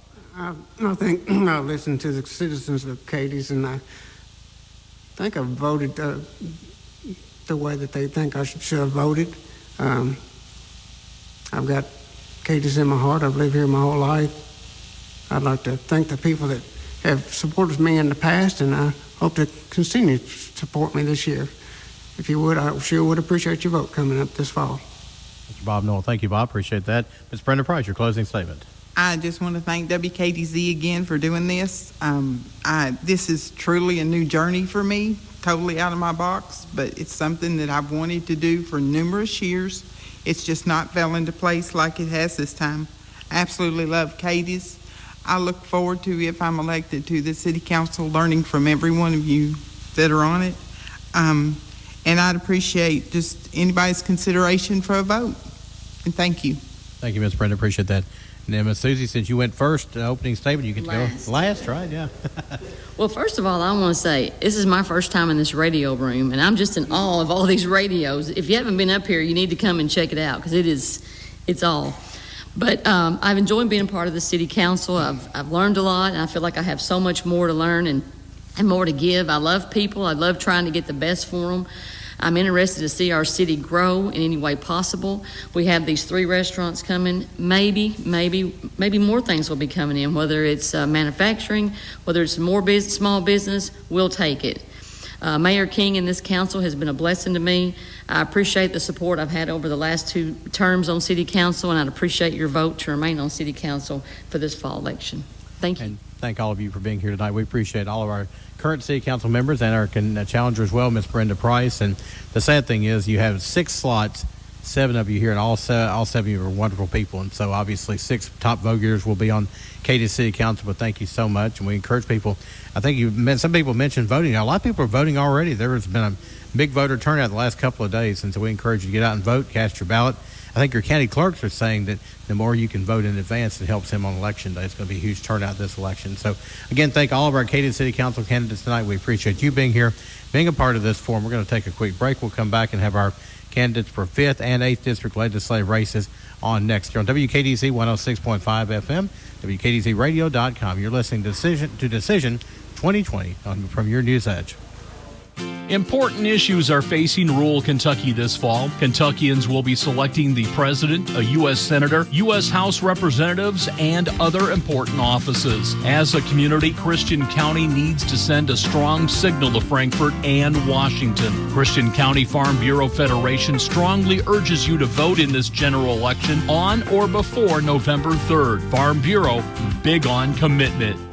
When looking for reliable HVAC contractors in Cadence, turn to McNichols Electric and HVAC. Sammy McNichols and his crew install, repair, and replace air conditioning and heating systems at reasonable rates. With over 24 years experience, they assure that your HVAC is in safe, expert hands. Their brand of choice is Amana. The Amana brand values quality, reliability, and American pride. Your Amana brand dealer can draw on a vast degree of heating and air conditioning knowledge and experience to help you choose the system that best fits your needs. Call McNichols Electric and HVAC 270-522-9982. Raider Auction Company is owned and operated by Delbert Raider. Delbert has been in the agricultural field for over 40 years and is well known for his knowledge of used equipment. Raider Auction holds 4 consignment auctions a year, and they buy and sell equipment on a daily basis. If you're looking for a piece of equipment, they'll do their best to locate it, and financing is available. Contact Delbert Raider at 270-881-2610 or Amy Ezel at 270-604-2880 for all your used equipment needs. Raider Auction Company, Skyline Drive. Whether buying or selling, my clients always come first. I'm Missy Kraft at Town & Country Realty. Committed to results, I'll take you there. Looking for quality cleaning? Since 1978, Spears Americare has specialized in carpet cleaning and janitorial needs. Visit their website at SpearsAmericare.com for a free estimate or call 270-885-1580 today. Your Weather Rad's Weather Center forecast: an overnight low down to 36 degrees tonight under mostly clear skies. May see areas of frost. Just make sure to go ahead and cover up those plants outside just in case. Sunshine through the day tomorrow, a high of 61. Clear and areas of frost once again by tomorrow night, back down to 39. Areas of frost early Saturday. Otherwise sunny skies, a high of 67. And partly sunny and 69 on Sunday. 36 the overnight low tonight under mostly clear skies. May see areas of frost after midnight with a frost advisory in effect for Marshall, Lyon, Caldwell, and Hopkins counties from 3 to 9 o'clock tomorrow morning. 99-cent fountain drinks, any size, anytime. Fuel for you. Fuel for your vehicle. Max's Convenience Shop. Max's. Your Planters Bank Total Checking account is now overflowing with benefits from the new Planters Perks Checking. Get new benefits accessible instantly from the exclusive Planters Perks app. New ways to waive your monthly service charge. Valuable savings at area businesses. And you can keep your total current checking access and benefits. Just download the Planters Perks app to get started. Planters Perks. Reason number 53 that Planters is the bank where you can expect great things. Member FDIC. It's fall, and that means Farm Bureau's Fall Fruit Program. Place your orders now through October 30th. Order navel oranges, tangerines, or red grapefruit, or choose the holiday gift box. You might also choose mixed nuts, southern fried peanuts, cashews, and more. Hurry and get your order into the Christian County High School FFA by October 30th. Stop by Christian County Farm Bureau or Christian County High School for your citrus fruit order form today. Hey, I'm singer-songwriter Aaron Goodvin asking you to support Think Pink Week. Early detection is one of the main keys in defeating breast cancer. I hope that you'll tune in for my live radio show on 106.5 WKDZ. You'll be able to listen worldwide online at WKDZradio.com. The show will start Thursday evening, October 29th around 6. 'Cause we're all hurting and we're all searching in bars and churches. Ain't nothing like a woman in love. You can make a donation and order your Think Pink t-shirt online at the Loyal Listener Big Deal store. You can also order my merchandise online. Click on the store tab at aarongoodvin.com. I'll see you on the radio Thursday, October 29th.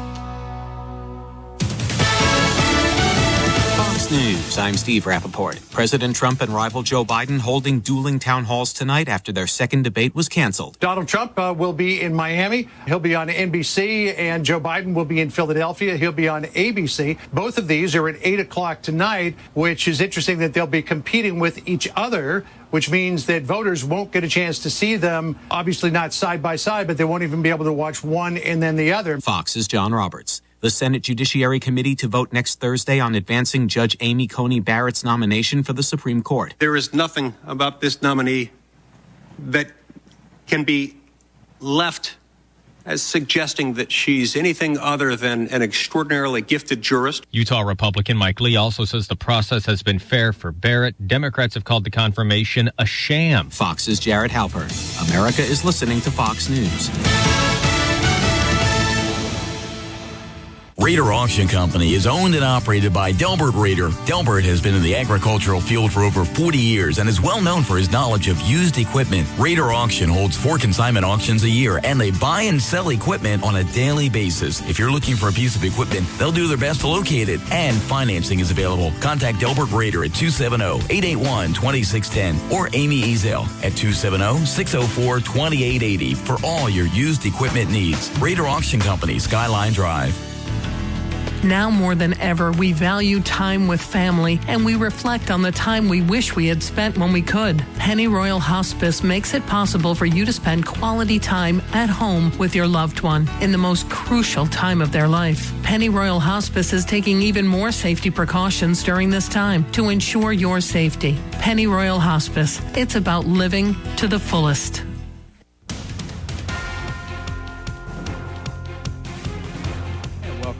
Welcome back to Decision 2020. This is Alan Watts, News Director here at the News Edge. And it's a pleasure to have with us tonight our state representative candidates, and we're doing something a little different. Normally we have separate forums for each of these candidates, but Beth Mann, who's keeping our time tonight, and I begin to think that we're going to ask you to ask the same questions. So we're going to have our 5th District candidates will answer first. We'll rotate back and forth between them, and our 8th District candidates will answer first. Second of all, as we go with our opening statements here, and we'll kind of rotate back and forth. And I'll make sure I identify who is speaking, where our listeners here tonight as well can kind of keep up with what's going on. This is on 106.5 WKDZ FM. We're also on the web at WKDZradio.com, streaming our live audio there. But also, if you are listening to this, would like to watch it, you can watch this at WKDZradio.com as well. A video in this video will be posted there after it's over with, so people can go back and watch our forum.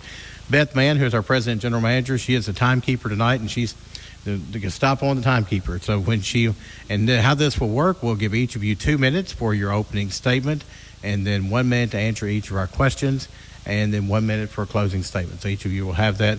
Something we did not do in our city council race because it's so many of them, but we will do with you guys. Each of you will have an opportunity for a 30-second rebuttal. So if you'd like to do that, we patterned ours. I think a couple of you participated in the League of Women Voters Forum in Christian County.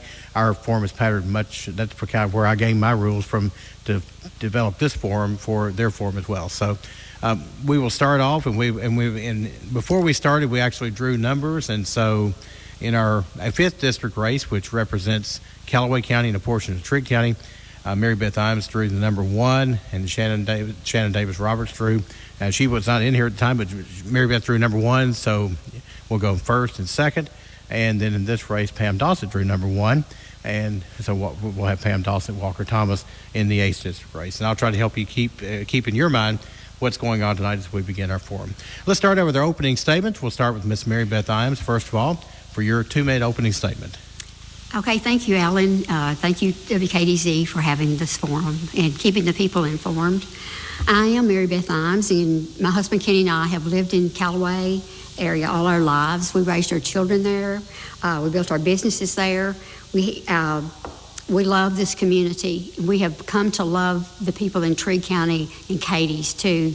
Over the years, they are our family and our friends anymore. And I just want the opportunity to make sure that Callaway and Trigg counties and our areas are where others will want to choose to live, come and live too, and open up businesses too. I've been married to my childhood sweetheart, Kenny Imes, for 54 years. We have 3 children, 7 grandchildren, and 1 great-grandchild. And they are the main reason that I decided to run for state representative, to ensure that they have the freedoms that we still have today that are being threatened. We've lived on our small family farm for more than 40 years, and Kenny and I have worked side by side all our married life in our business endeavors and in his dedication to public service. I fully support all agencies of the law enforcement, the Second Amendment, right to life, free enterprise, and the rule of law. I believe that I can truly be an independent voice for my constituency, and that our governments are of, by, and for the people it serves. Thank you. Thank you, Ms. Imes. Thank you, Ms. Imes. And now our opening statement from Ms. Shannon Davis-Roberts. Shannon? Hi, thanks so much again for hosting this forum. I know during a COVID campaign, the opportunity to get the message out has been slim pickings. I am Shannon Davis-Roberts. I am not originally from Callaway County or Trigg County. I'm originally from Henry County, which is just a stone throw away. I have been in Callaway County for 15 years. I started out as a waitress, and then I had a singing duo called Siren and Strings. I felt unfulfilled even at that. I went back to school, Murray State University, and 2 years ago graduated magna cum laude. I had my second daughter during that time, and my husband and I own a small artisan business called Walk the Willow Furniture and Sculpture, and for the past 7 years we've worked at preserving artistic folk art and the culture of Kentucky inside our own boundaries and internationally. I believe in the fundamentals of American democracy, which is checks and balances, which is everyone has a voice, which is democracy is this beautiful thing that still develops. We refine it as we mature as a country. I think it's very important that people had a choice in this election. I began working with political campaigns just the last election cycle, and I feel that people need choices. I know it's kind of a hard run being a Democrat here in a very red area, but if Democrats don't run, we cannot have these public conversations. I support small businesses, arts as industry, maker spaces that will empower our people, and working together. Thank you. Thank you, Ms. Shannon Davis-Roberts. We appreciate that. That's our two candidates for 5th District State Representative seat. Now we move to the 8th District. I'll start with Ms. Pam Dossett, the challenger in this race. Yes, thank you. And thank you to WKDZ for having this forum. I agree with Shannon. It has definitely been a challenge to find a platform to express our views. As your state representative, it will be my responsibility, my job, to represent you in the wide range of needs and wants in House District 8. There are issues I want to focus on as your legislator that are vital to us as a district. Things like public education. I will work to protect and fully fund our public schools. I will work to protect retired and active public teachers' safety, benefits, and pensions. As a 30-year educator, I will be a strong advocate for all stakeholders in public education. I will also advocate for access to affordable health care, medicines, and medical equipment. As the parent of a child with diabetes, I know the financial impact a chronic illness can have on a family. No one should have to worry about financial ruin while trying to care for a sick family member. Lastly, I want to boost our local economy by growing and training a local workforce. We need to mentor, train, and certify our graduates so they can enter our economy. Take Gateway Academy in Hopkinsville, for example, a jewel hiding in plain sight. In addition to the many career tech opportunities they provide, I'd like to work to offer an ag tech program, possibly even a cosmetology program. I'd like to replicate these workforce initiatives in Trigg County with a design that fits the needs of the students in this community. I want to see industry and small businesses thrive. My grandfather and my father were longtime small business owners. I could not have had better examples of civic pride, leadership, and generosity than these two men in my life. It is this spirit of leadership and pride that I want to take to Frankfort in my role as your representative. Thank you. Thank you, Ms. Pam Dossett. Ms. Pam Dossett, our Democrat in the 8th District race. And now we turn to Walker Thomas, the incumbent in the race. Walker? Yes, I'm Walker Wood Thomas. I am your District 8 state representative. I'm also chairman of Veterans Military Affairs and Public Protections. I'm also chairman of Capital Projects Bond Oversight, and I also serve on Agriculture and Transportation committees. So it's keeping me pretty active up in Frankfort. In fact, that's why I'm still dressed up as I am. I just came straight from there. But you know, Ellen, I'm kind of concerned because as I was driving back down from Frankfort, I really miss our country. I miss our state. Here there's so many opportunities where we would sit around Katie's restaurant and see everybody. We would go to our theater at the Alhambra and see fellow friends and see our kids performing up on stage. We would be at a Titans football game and watch the flag waving over the field and watch the parachuters come down from the 101st Airborne dropping into the stadium. These are some things that I'm worried that our kids won't have. So I want you to stand with me as we lead ourselves out of this mess that we're in. Are the policies that we have put into effect over the years have led us to already, I saw on the news today, 5.6% unemployment. That's coming down. We were at really high rates, earlier this year. We can keep doing this again. We had a record job growth. We had record businesses coming in. And I really hope that you will vote for me and stand with me as we can bring ourselves out of this COVID disaster here.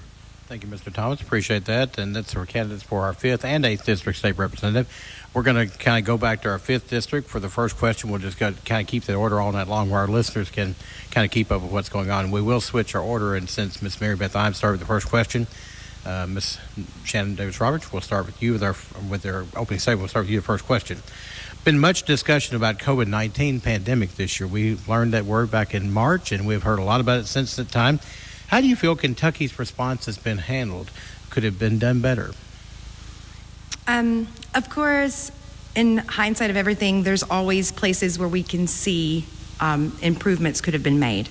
I do believe that if there was a unified message, a strong unified message, federally and then down to the state and then down to the counties in the beginning of this, then maybe we still wouldn't be at a 20% or better positivity rate in Callaway County. I feel like the buck was kicked down, all the way down to the county level when it comes to how the schools are, arranging their at-home or at school programs. And so when you don't have standards or best practices, there's issues. And so we are all just trying to make it through now the best we can. And again, in Callaway County, we're trying to get those numbers back down because the guidelines state that our schools should not be open right now, but they are. And so we just need to take it seriously and hopefully squash it. Ms. Mary Beth Imes, same question for you. There's been much discussion about COVID-19. How do you feel Kentucky's response has been handled well or not, and what could we have done better? Well, back in March when we first heard this word, I think everyone was scared to death, and we didn't know what to expect. This is things we hear that happens in China, in India, and other places, not here in America. And I think that the response was to shut everything down was probably the right thing to do. But as we learn more and more about it, maybe we should have backed off a little bit of that. And as we learned more, the more people, then we could have relaxed some of those restrictions and not hurt the economy as hit it as bad as it was. And we'll move on to our 8th District candidates, and I'll remind you, if any of you have a rebuttal, you're welcome to do that after we get done with our first round of questions. You're welcome to have 30 seconds to rebut the answers of someone else there. Move on to our 8th District. Since we started with Ms. Pam Dossett with her opening statement, we'll say this first question goes to Mr. Walker Thomas. Much discussion about COVID-19. I can read the question again for you if you want me to. How do you feel Kentucky's response has been handled, and what could have been done better? Alan, March 13th. And that's a date that I remember because when I spoke with leadership, that was the last time they spoke with the governor's office about all this. The biggest concern I have is this has been a one-man show. We have not been consulted anywhere along the process. We are hearing no updates from the governor's office. We still aren't. Here we are the ones that are closest to the people, and we're not hearing about anything, what they're going to do. We find out at the 4 o'clock, Andy hour every day too of how many cases we've had or anything. We're not being kept in the loop, and that's very concerning. That's where I think we could do better. We jumped in here with a hatchet, and we could have probably done this with a scalpel a little bit. And each area in the whole state is a lot different than other areas, and I think it could have been handled a lot better. Ms. Pam Dossett, same question for you. If you repeat the question, or no, thank you. I've got it. I think our governor did the best absolute best that he could do under the circumstances. Initially, his actions were to keep our healthcare system from being overwhelmed with cases. And so we want to flatten that curve. You know, we heard that several times during his daily broadcast. He put health specialists, he put our state health leaders in the limelight. He put them up front. They made the decisions. This is not a legislative issue. Legislators didn't need to be consulted. It was a health crisis issue, and that's why decisions were made the way they were. Now, our schools have gotten back into session. We're following Healthy at School. We're following Healthy at Work guidelines, and I think it's going well, although we are skyrocketing again, which is causing some concern. So maybe it's time to step back and say, are those Healthy at School guidelines, Healthy at Work guidelines really working for us? You know, maybe it's time to reflect on that.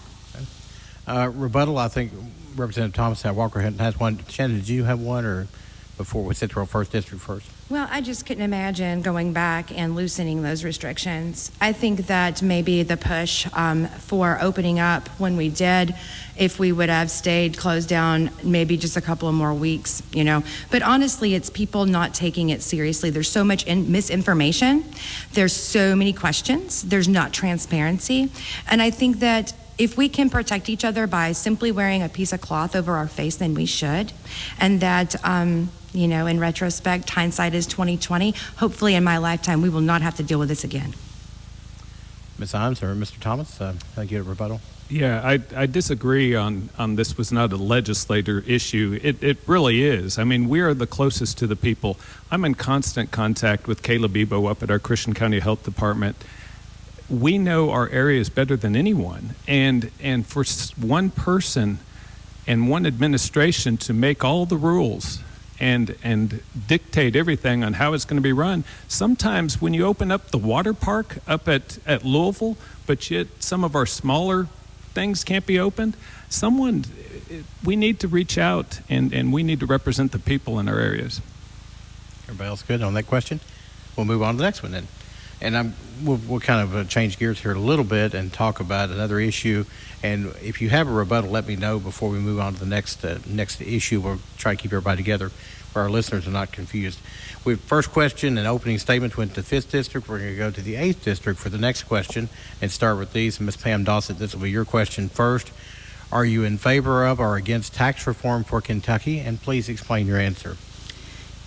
Yes, I am in favor of tax reform. The tax bill that was passed 2 years ago was definitely in the favor of the wealthy and corporations. It raised taxes for working class people of a certain income. I would like to see a tax revenue bill that has been pre-filed by Representative Wilner.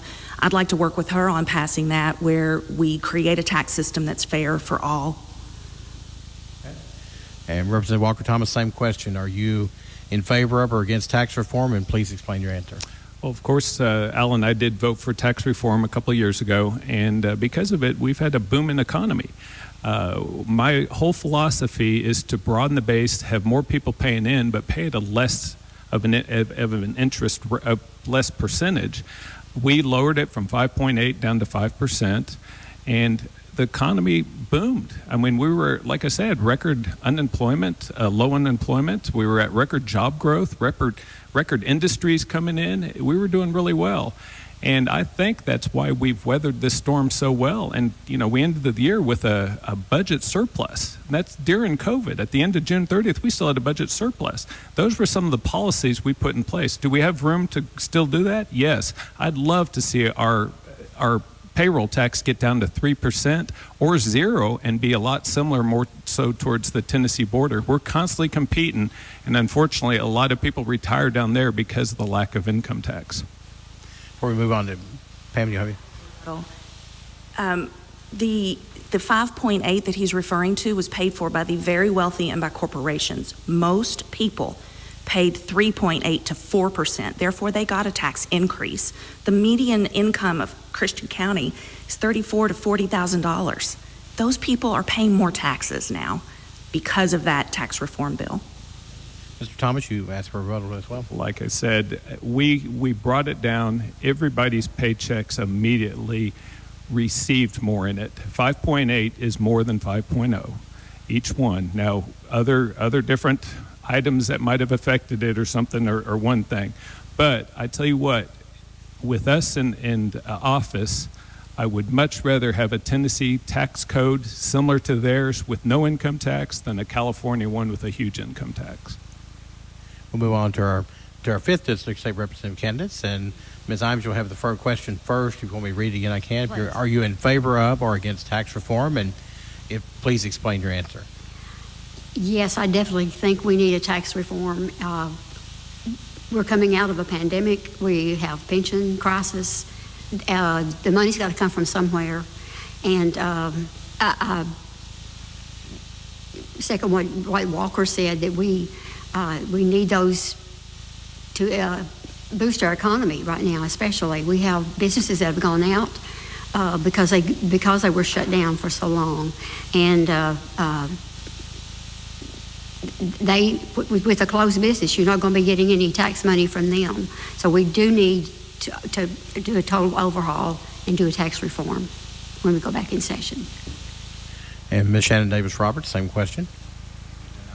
Are you in favor or against tax reform for Kentucky? And please explain your answer. I think reform is always something to look at because, like I said, no matter how good something is, it can always be better. And so I think that it's very important that, yes, we lower, taxes for the middle class even more because they are, I feel, taking the brunt of the burden. I think it's important that we build up the bottom end and give some breaks at the top end to grow the middle class. And right now I know people are doing real rough. So, small businesses closing due to COVID pandemic, and we need to make sure that those small businesses have a lifeline. So we need to focus on small business reform and make sure the individual and those small businesses can afford their taxes. Are all minds clear on that? But we're going to take a quick break, and you're listening to Decision 2020 from your News Edge on WKDZ FM 106.5, online, WKDZradio.com, and also video on WKDZradio.com as well. We'll be right back.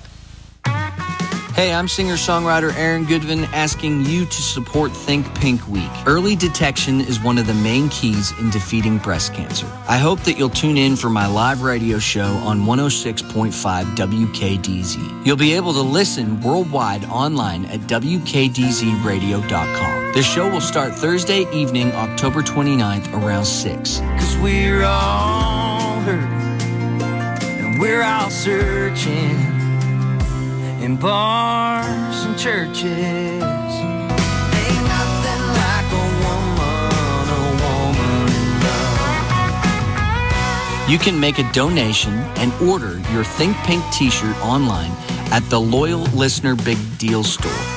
You can also order my merchandise online. Click on the store tab at aarongoodvin.com. I'll see you on the radio Thursday, October 29th. This is Jenny Schown at Main Street Pharmacy. Our lobby will be closed until further notice, but our drive-thru and delivery service is still available. Main Street Pharmacy Cadence, where you can save on drugs. When looking for reliable HVAC contractors in Cadence, turn to McNichols Electric and HVAC. Sammy McNichols and his crew install, repair, and replace air conditioning and heating systems at reasonable rates. With over 24 years experience, they assure that your HVAC is in safe, expert hands. Their brand of choice is Amana. The Amana brand values quality, reliability, and American pride. Your Amana brand dealer can draw on a vast degree of heating and air conditioning knowledge and experience to help you choose the system that best fits your needs. Call McNichols Electric and HVAC 270-522-9982. Excuse me, it's 99 cents. Can we have a word? Well, I do have a quick moment. Is it true you're performing in our area? I'm currently appearing at all Max's convenience shops for 99-cent fountain drinks. Any size, anytime. Any size, anytime? Any size, anytime. 99-cent fountain drinks. Any size, anytime. This is Max Arnold. This is your personal invitation to visit my family store. I guarantee you'll get service to the max every time. Fuel for you. Fuel for your vehicle. Max's convenience shop. Max's. Welcome back to Decision 2020 from the News Edge. It's a look at our candidates for 5th District and 8th District State Representative House seats in the Kentucky General Assembly. And we're joined tonight by all of our candidates. We appreciate all of them being here. In their 5th District race, we have Mary Beth Imes and Shannon Davis Roberts. In our 8th District race, we have Pam Dossett and Walker Wood Thomas, the incumbent there. So we'll continue with our questions. Move on to question number 3. First question here, we'll go back to the 5th District. And this goes, first of all, to Ms. Shannon Davis Roberts. And the Kentucky General Assembly continues to address pension reform, which includes pensions for teachers, state employees, public officials, and others. It's what's being done to address the problem enough, or where do we need to go from this point forward? Well, as we know, the pensions have been a big point of contention between previous Governor Bevin and some of our most valued public servants, teachers, the Fraternal Order of Police, and we've got to do better. I think we need to keep the defined benefits plan. That type of pension system actually saves the state money. The tiered programs do not work because as the new teachers or the new employees come in, they're not paying into the system. Therefore, that is going to delete, and there's not going to be enough to go around. A pension is a promise, and our teachers do everything they can, and they have to pay for their own supplies a lot of times, and they're working day and night to make sure that our children have a good, well-rounded education. So we need to make sure that we're fully funding them. I think that legislators only need one pension. We don't need 3. If I ever get in there, no one's going to like me. And Ms. Mary Beth Imes, same question to you. I'll read it for you again. The Kentucky General Assembly continues to address pension reform, which includes pensions for teachers, state employees, public officials, and others. It's what's being done addressing the problem, or where do we need to go from this point? Well, it has been a big contention for several years now, and I know that all of Kentucky pensions, they're not sustainable right now. They are not in the future. There's going to have to be some changes. How that looks, I'm not really sure. There's going to have to be a lot of studying. I have to look into that. We're going to have to sit down at the table and work together to try to figure this out.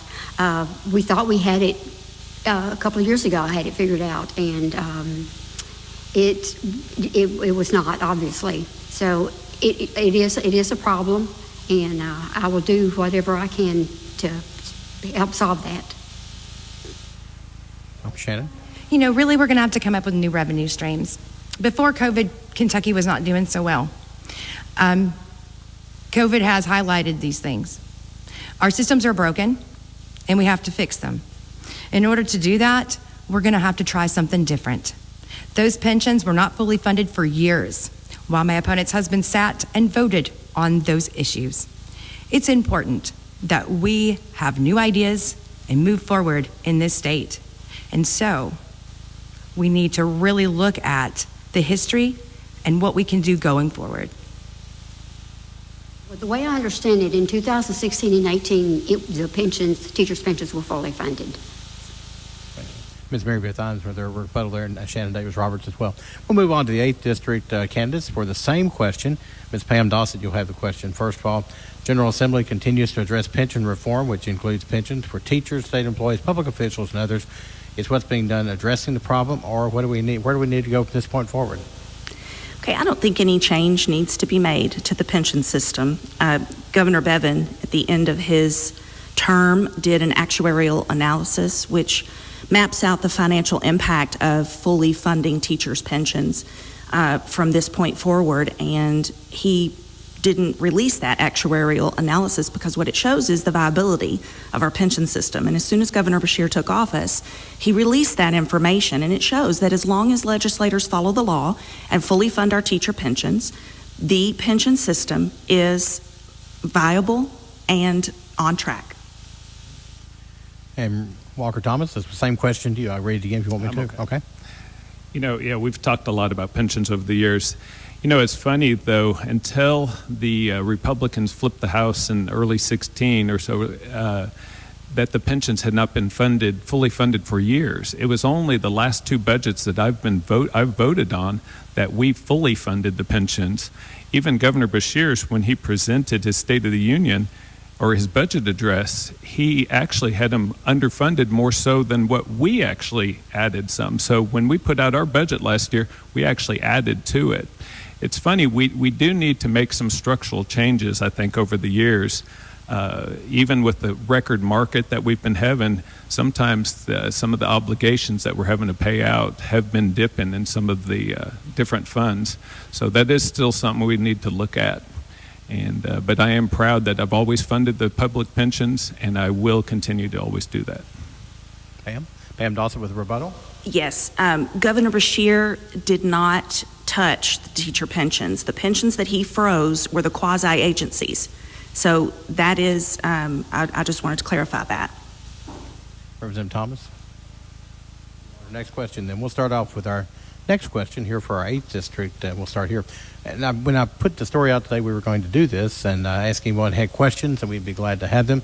Had a couple of questions submitted from a listener, so I certainly want to ask those for this. We'll start with this question first of all to Walker Thomas, since we start with Ms. Pam Dawson and Shannon on the last question.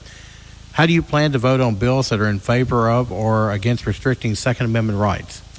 You know, Ellen, I'm proud to be endorsed by the NRA. I'm proud that I also voted for the constitutional carry. I caught some flack from that. But nowadays and times, I think it is more important than ever for people to be able to protect themselves. The good thing about Veterans, Military Affairs, and Public Protection, and me being the chairman of it, a lot of these bills that will go against our Second Amendment rights will come through this committee. And I know I can stop them at the pass before they ever get moving. And Ms. Pam Dawson, same question to you. How do you plan to vote on bills in favor of or against restricting Second Amendment rights? Yeah, I don't support restricting Second Amendment rights. I support the Second Amendment. What I would like to see is common sense gun laws. I'd like to see, I think most people support a background check. You know, we don't want guns in the hands of people who have mental illness or who have a history of domestic abuse or criminal records. You know, I think that's just common sense, and I think most people agree with that. And I would like to explore that and see that as an option. And I say, Representative Walker Thomas, you have a rebuttal there? Well, it's funny that, you know, I earned an A rating with the National Rifle Association where my opponent decided not to even fill out the survey. So it's funny to hear her come out and say that, especially because some of her posts before she decided to run for office or before her office was talking about, you know, she was sharing things about the red flag laws and trying that. So it's kind of interesting to hear that conversation there. Pammy, rebuttal? No. Pam Dawson. Okay. We'll move on to our 5th district candidates now, and we'll start with Ms. Mary Beth Imes on this question. How do you plan to vote on Second Amendment rights bills in the legislature? I would vote for I am for the consecutive amendment rights. I'm sorry. I also have been endorsed by NRA, and I think it is very important, especially right now with the riots and the looters, that we be able to defend ourselves. America is a free nation, and we should be able to take care of ourselves and our families. And Ms. Shannon Davis-Roberts, same question. How do you plan to vote on bills concerning the Second Amendment rights? You know, I look at Second Amendment much like abortion rights. If you make them illegal, they will be obtained nonetheless. I don't think it's, cleaning up the back end of things and trying to make things illegal on the end where it's already, the murder has already been committed in whichever respect you want to look at that. I think that if we attack the front end, right, if you keep guns out of the hands of domestic abusers, I think that if we protected women better on a local scale, more women would come forward about their abuse. I think that it's very important that red flag laws are looked at, because violent people do not need guns. Unstable people do not need guns. Guns are great. Go have some. Have as many guns as you want. Buy what you want.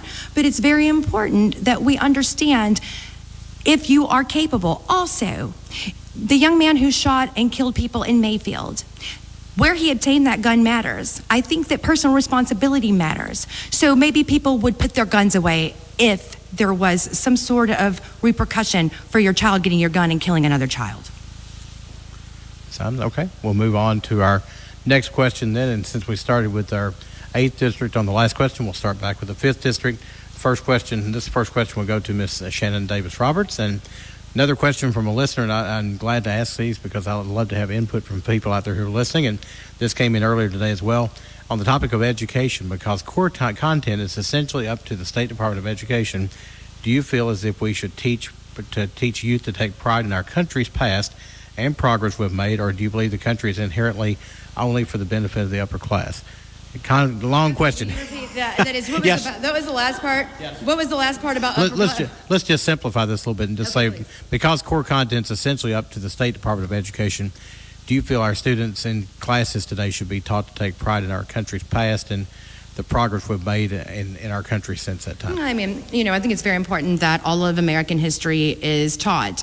There are some really amazing things that we've accomplished as a young nation. There are things that we should not be proud of, but we should not sweep those things under the rug. We need to know our true history, good and bad, so that way we can make an equitable decision about how we want to move forward as a nation. So yes, we should be proud of all of the amazing accomplishments America has done over these last 200 plus years. But we need to look at these things that are not in our pride, which is slavery. We've got slavery. We've got the Civil Rights Act with segregation, Jim Crow. We've got, all of these things in our past that we need to just face up to, deal with, have conversations about, and then move on to better things. Ms. Imes, I'll give you the same question. I'll kind of pare this down to simplify it a little bit. Should we teach our youth to take pride in our country's past and progress we've made in our country as well? Yes, I think all of it, the history, we can't change history, so it needs to be taught to our children. They need to be taught to be proud of their country. We live in the greatest land in the world. You talk to somebody who lives in Venezuela or some of these other lower countries, and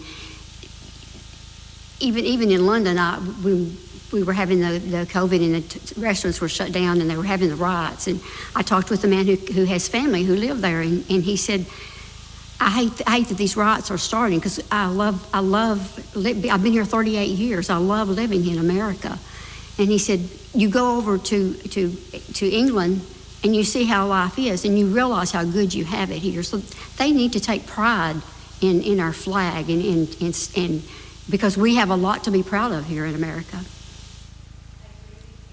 Sure, but as I said, it's very important that we look at history from its actual content and not rewritten forms of history, because history can be changed. It can be changed in a narrative and put into places for years. And it's time that we look at that and we take accountability and we understand what privileges we have as people and make sure that we're allowing everyone else in the community to make sure they have the same opportunities. Anything else? Well, okay. I don't know how we can change history. I don't understand that. So. Okay. Thank you, ladies, very much. We'll move on to our 8th district candidates. Same question, first of all, to Ms. Pam Dossett. Should we take pride teach our youth to take pride in our country's past and progress we've made? Did you say at the beginning of that question the Common Core? Yes, Common Core, yes. Okay. The question really, because core content is essentially up to the State Department of Education, do you feel as if we should teach youth to take pride in our country's past and the progress we've made? Okay. Well, recently our social studies standards were rewritten, and I think rewritten for the better. It requires students to use primary sources, to look at history, to debate, to engage in project-based learning, where they work in teams and debate and talk about issues rather than just a teacher lecturing from one point of view. So they get to see a wide variety of views based on those primary sources. Also, another change we made recently in our social studies curriculum was a civics class, which, if you know the basics of how your government works, it makes voting a lot better. It makes your understanding of social media a lot easier, because you know fact from fiction if you know your government and how it works. And we learn that in civics. Thank you, Ms. Dawson. Appreciate that, Mr. Walker Thomas. I was going to say, yeah, don't rephrase it. We'll keep going. The more you rephrase it, the more I'm getting confused. But no. Me too. Great question, by the way. We have to learn from our past. We have so many great men and women that have created this country to make it the number one nation in the world. I mean, we are the one true superpower, and we cannot let that go.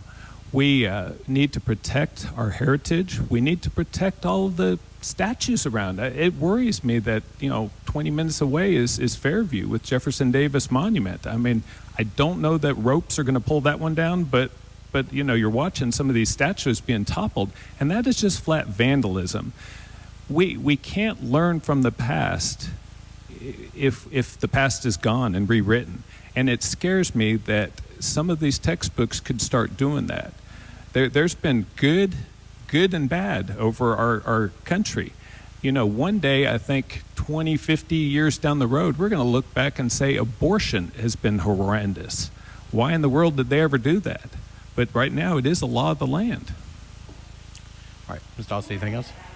History being rewritten is that the UDC actually managed to do that in the early part of this century. So it can be rewritten if propaganda is put in, say, textbooks.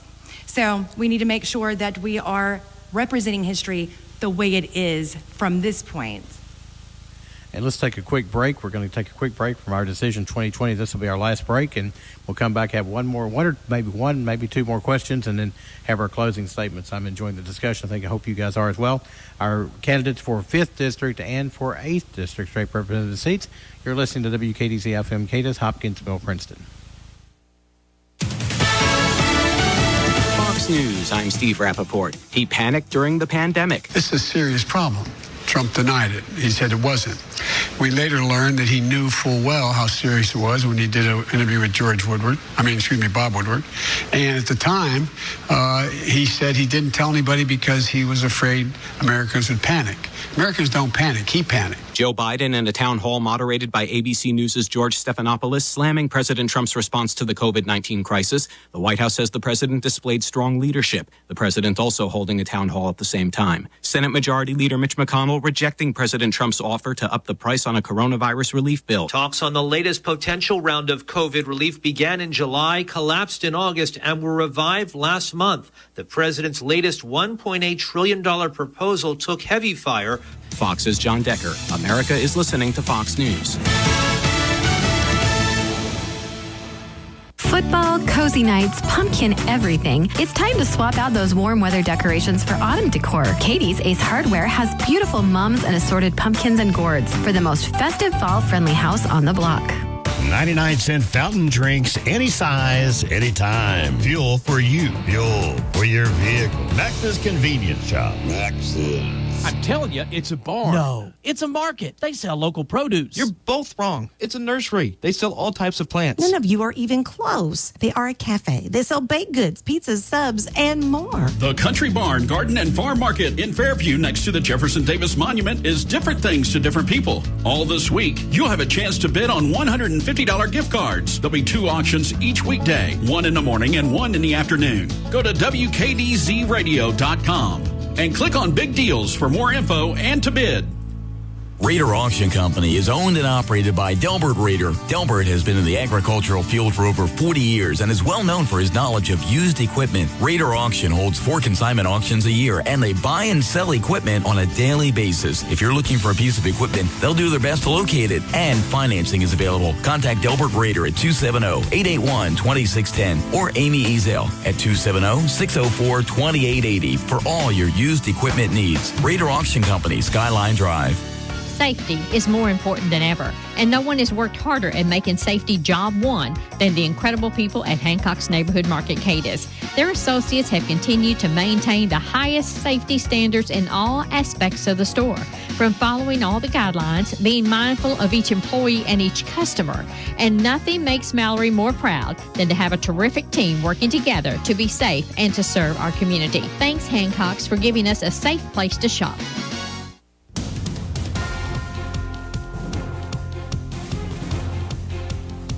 Welcome back to Decision 2020, a look at our candidates for 5th District and 8th District Kentucky House of Representatives, and we appreciate all of our candidates being here with us tonight. Last question, we featured our 5th District candidates first. This time we'll go to our 8th District candidates first, and Ms. Dawson started with the first question last time, Ms. Pam Dawson, so we'll go to Walker Thomas with our first question this time. So we talked a little bit about education. Let's talk about education funding. Obviously, that's one of the major projects of the Kentucky General Assembly. I think we can all agree that education in Kentucky needs to be funded at better levels. How do you propose that we continue to better fund education, Walker Thomas? Well, over the last couple budget cycles, we've constantly raised the SEEK dollars, and the last cycle we raised it to the highest level ever at $4,000. And I know that's still not keeping up with some of the inflation and some of the expenses that our local schools face, but we will always try to put as much as we can into it. As you know, the budget is tight.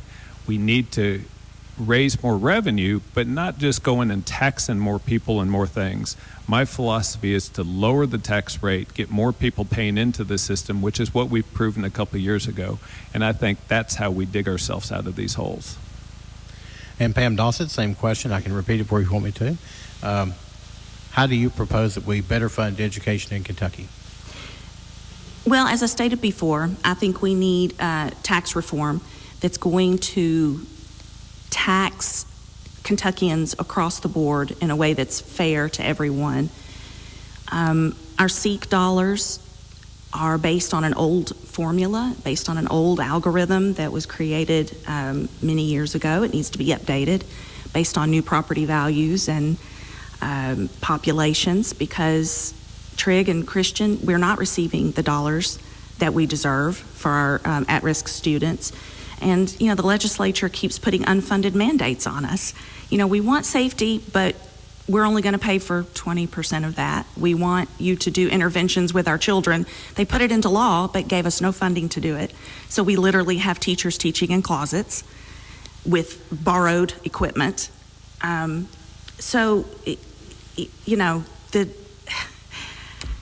I don't know what the solution is, but I know that the things I mentioned could help. Thank you. Okay. And Mr. Thomas, you have a rebuttal? It's funny. Someone just reached out to me recently. Apparently, there's a lot of child sexual abuse.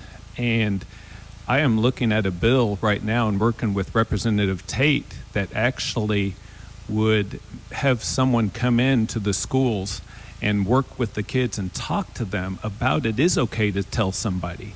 It's not okay to keep it secret. So many of these predators will keep the kids down and say it'll ruin your family or something.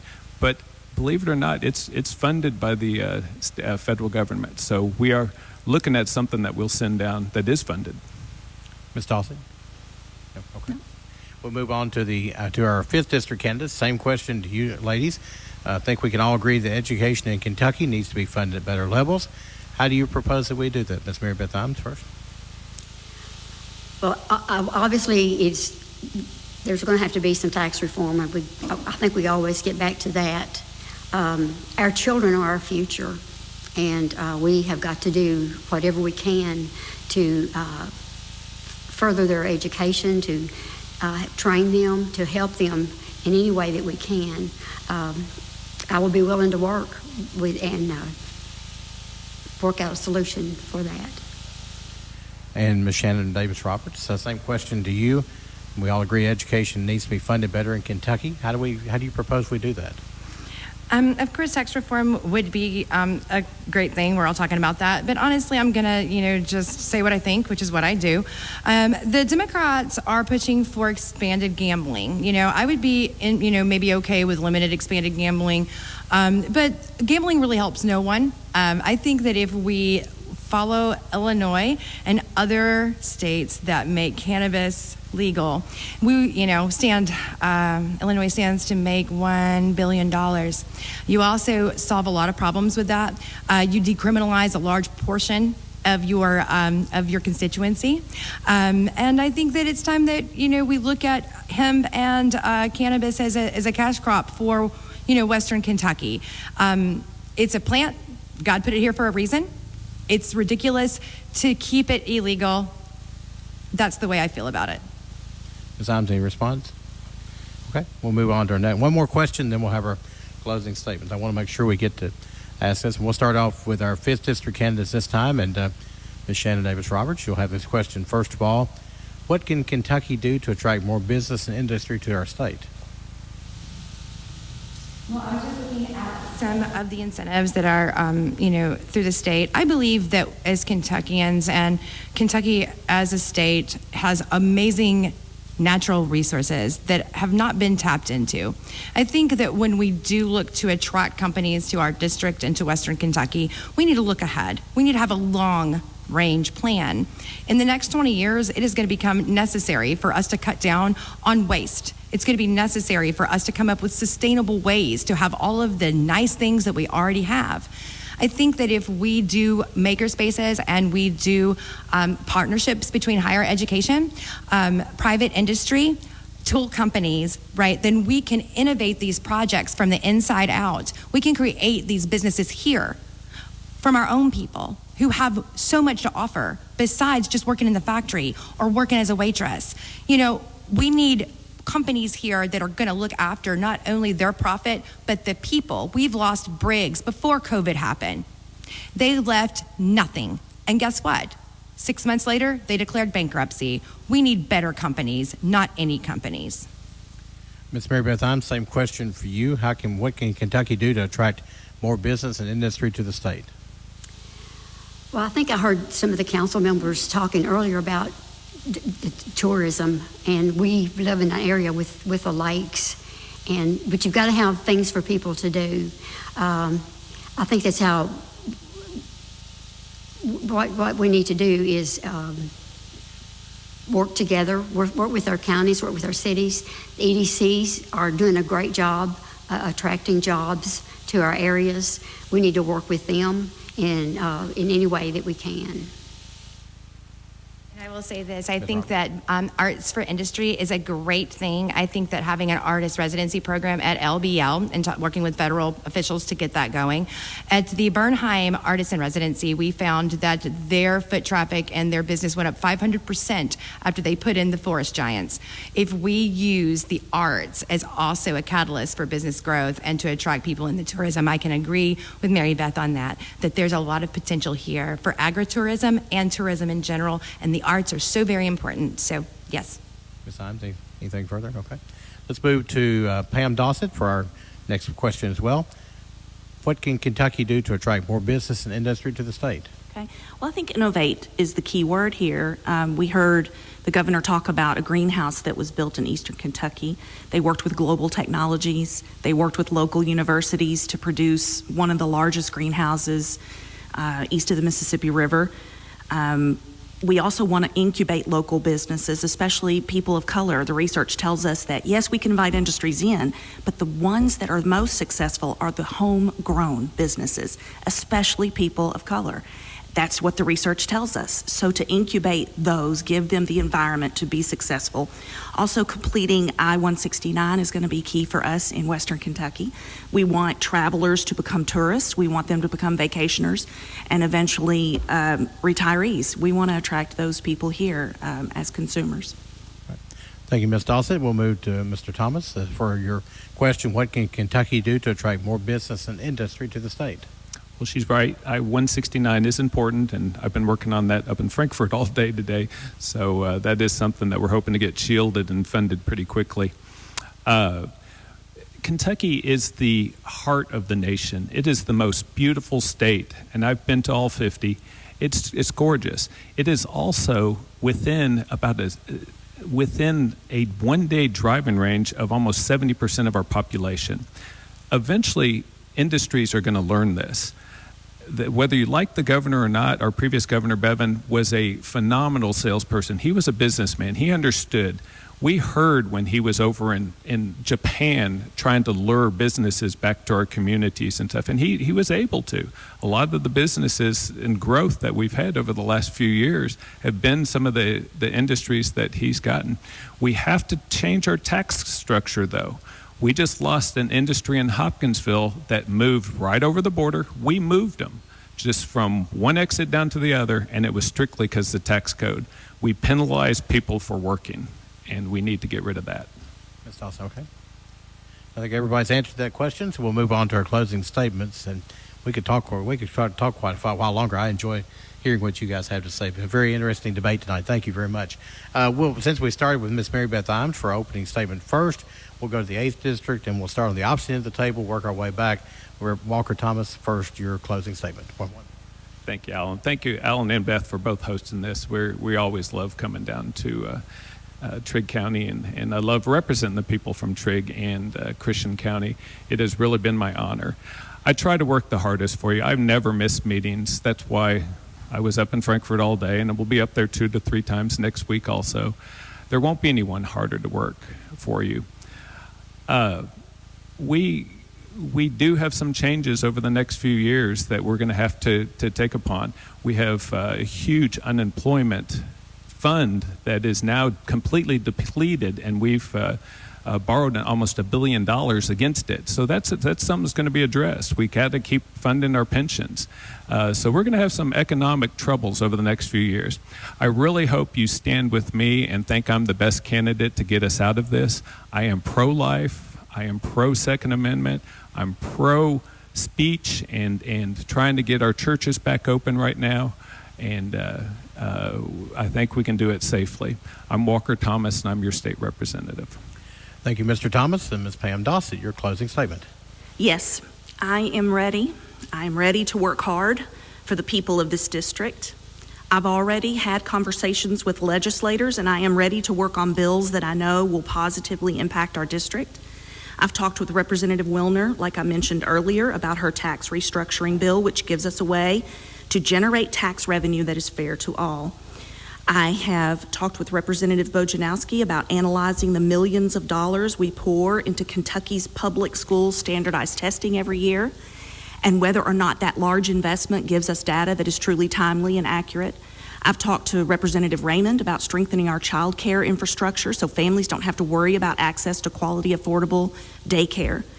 I'm proud to say that I'm endorsed by unions, teachers groups, and women's groups because I am one of them. I'm a working mom raising my family in this community just like you are, and I can best represent your hopes and dreams for us. This is an historic time. 2020 marks the 100th anniversary of women earning the right to vote, and if elected, I would be the first female legislator ever elected in Kentucky's 8th House District. Thank you. Thank you, Ms. Pam Dawson. Appreciate that. That's our candidates for our 8th District State House race tonight, and we'll now move to our 5th District for closing statements. I think we begin, first of all, with Mary Beth Imes with her our opening statement. We're going to start with you with your closing, then Ms. Shannon Davis Roberts will finish this up tonight. Ms. Mary Beth Imes, you start with you. Yes. Okay. Well, I'm ready on day one to undertake the awesome responsibilities of this office. I understand governmental budgeting and legislative process and believe the first responsibility of government is to serve the people, not the other way around. I honestly believe that I am uniquely qualified to serve you as your 5th District State Representative. Together we can do great things for the amazing people of this area. There is truly no better place on earth to live, work, and raise our families than right here. I thank you. United we stand, divided we fall. Thank you. Thank you, Ms. Mary Beth Imes, and now Ms. Shannon Davis Roberts in the 5th District race. Shannon? Thank you so much. My name is Shannon Davis Roberts, and I come from very humble beginnings. My parents met hitchhiking on a Florida highway. I was raised by my grandparents. I have been able to transform my life, and I know that most people in our district have that same hard work and will if they're given the opportunity. My voice is a strong one. It is an independent voice, and I will listen, and I will take our voices to Frankfort, and I will demand that Frankfort acknowledges Western Kentucky in District 5. Thank you so much again, and I hope you vote November 3rd. Thank you very much to all of you. Of course, we've heard tonight from our 5th District State Representative candidates, that being Ms. Shannon Davis Roberts, also Ms. Mary Beth Imes, the Democrat and Republican in the race. And on our 8th District, thank you to Walker Wood Thomas and to Ms. Pam Dossett. Thank you all very much for participating. And we encourage all of you listening there, if you haven't already done so, and we know a lot of people may have voted the last couple of days, but get out and vote. I know our Secretary of State's encouraging people to use the early voting option this time. And that would have been another good question to talk about, too. We could have talked about that one, too. But we encourage you all to get out and vote. Cast your ballots, and if you'd like to hear this forum again, you'll be able to listen to it at WKDZradio.com. Our video will be up as well if you'd like to watch the forum again at WKDZradio.com. And thank you to Joshua Clausen, who's helped me here in the studio, Rob Beasley, our engineer for tonight here in the radio room, and also to Hannah Crisp, who is working back in the station as well, making sure everything gets on. Beth, man, thank you so much for being our timekeeper tonight. You've done a great job, kept everybody on track. And again, for all of our crew, I'm Alan Watts. And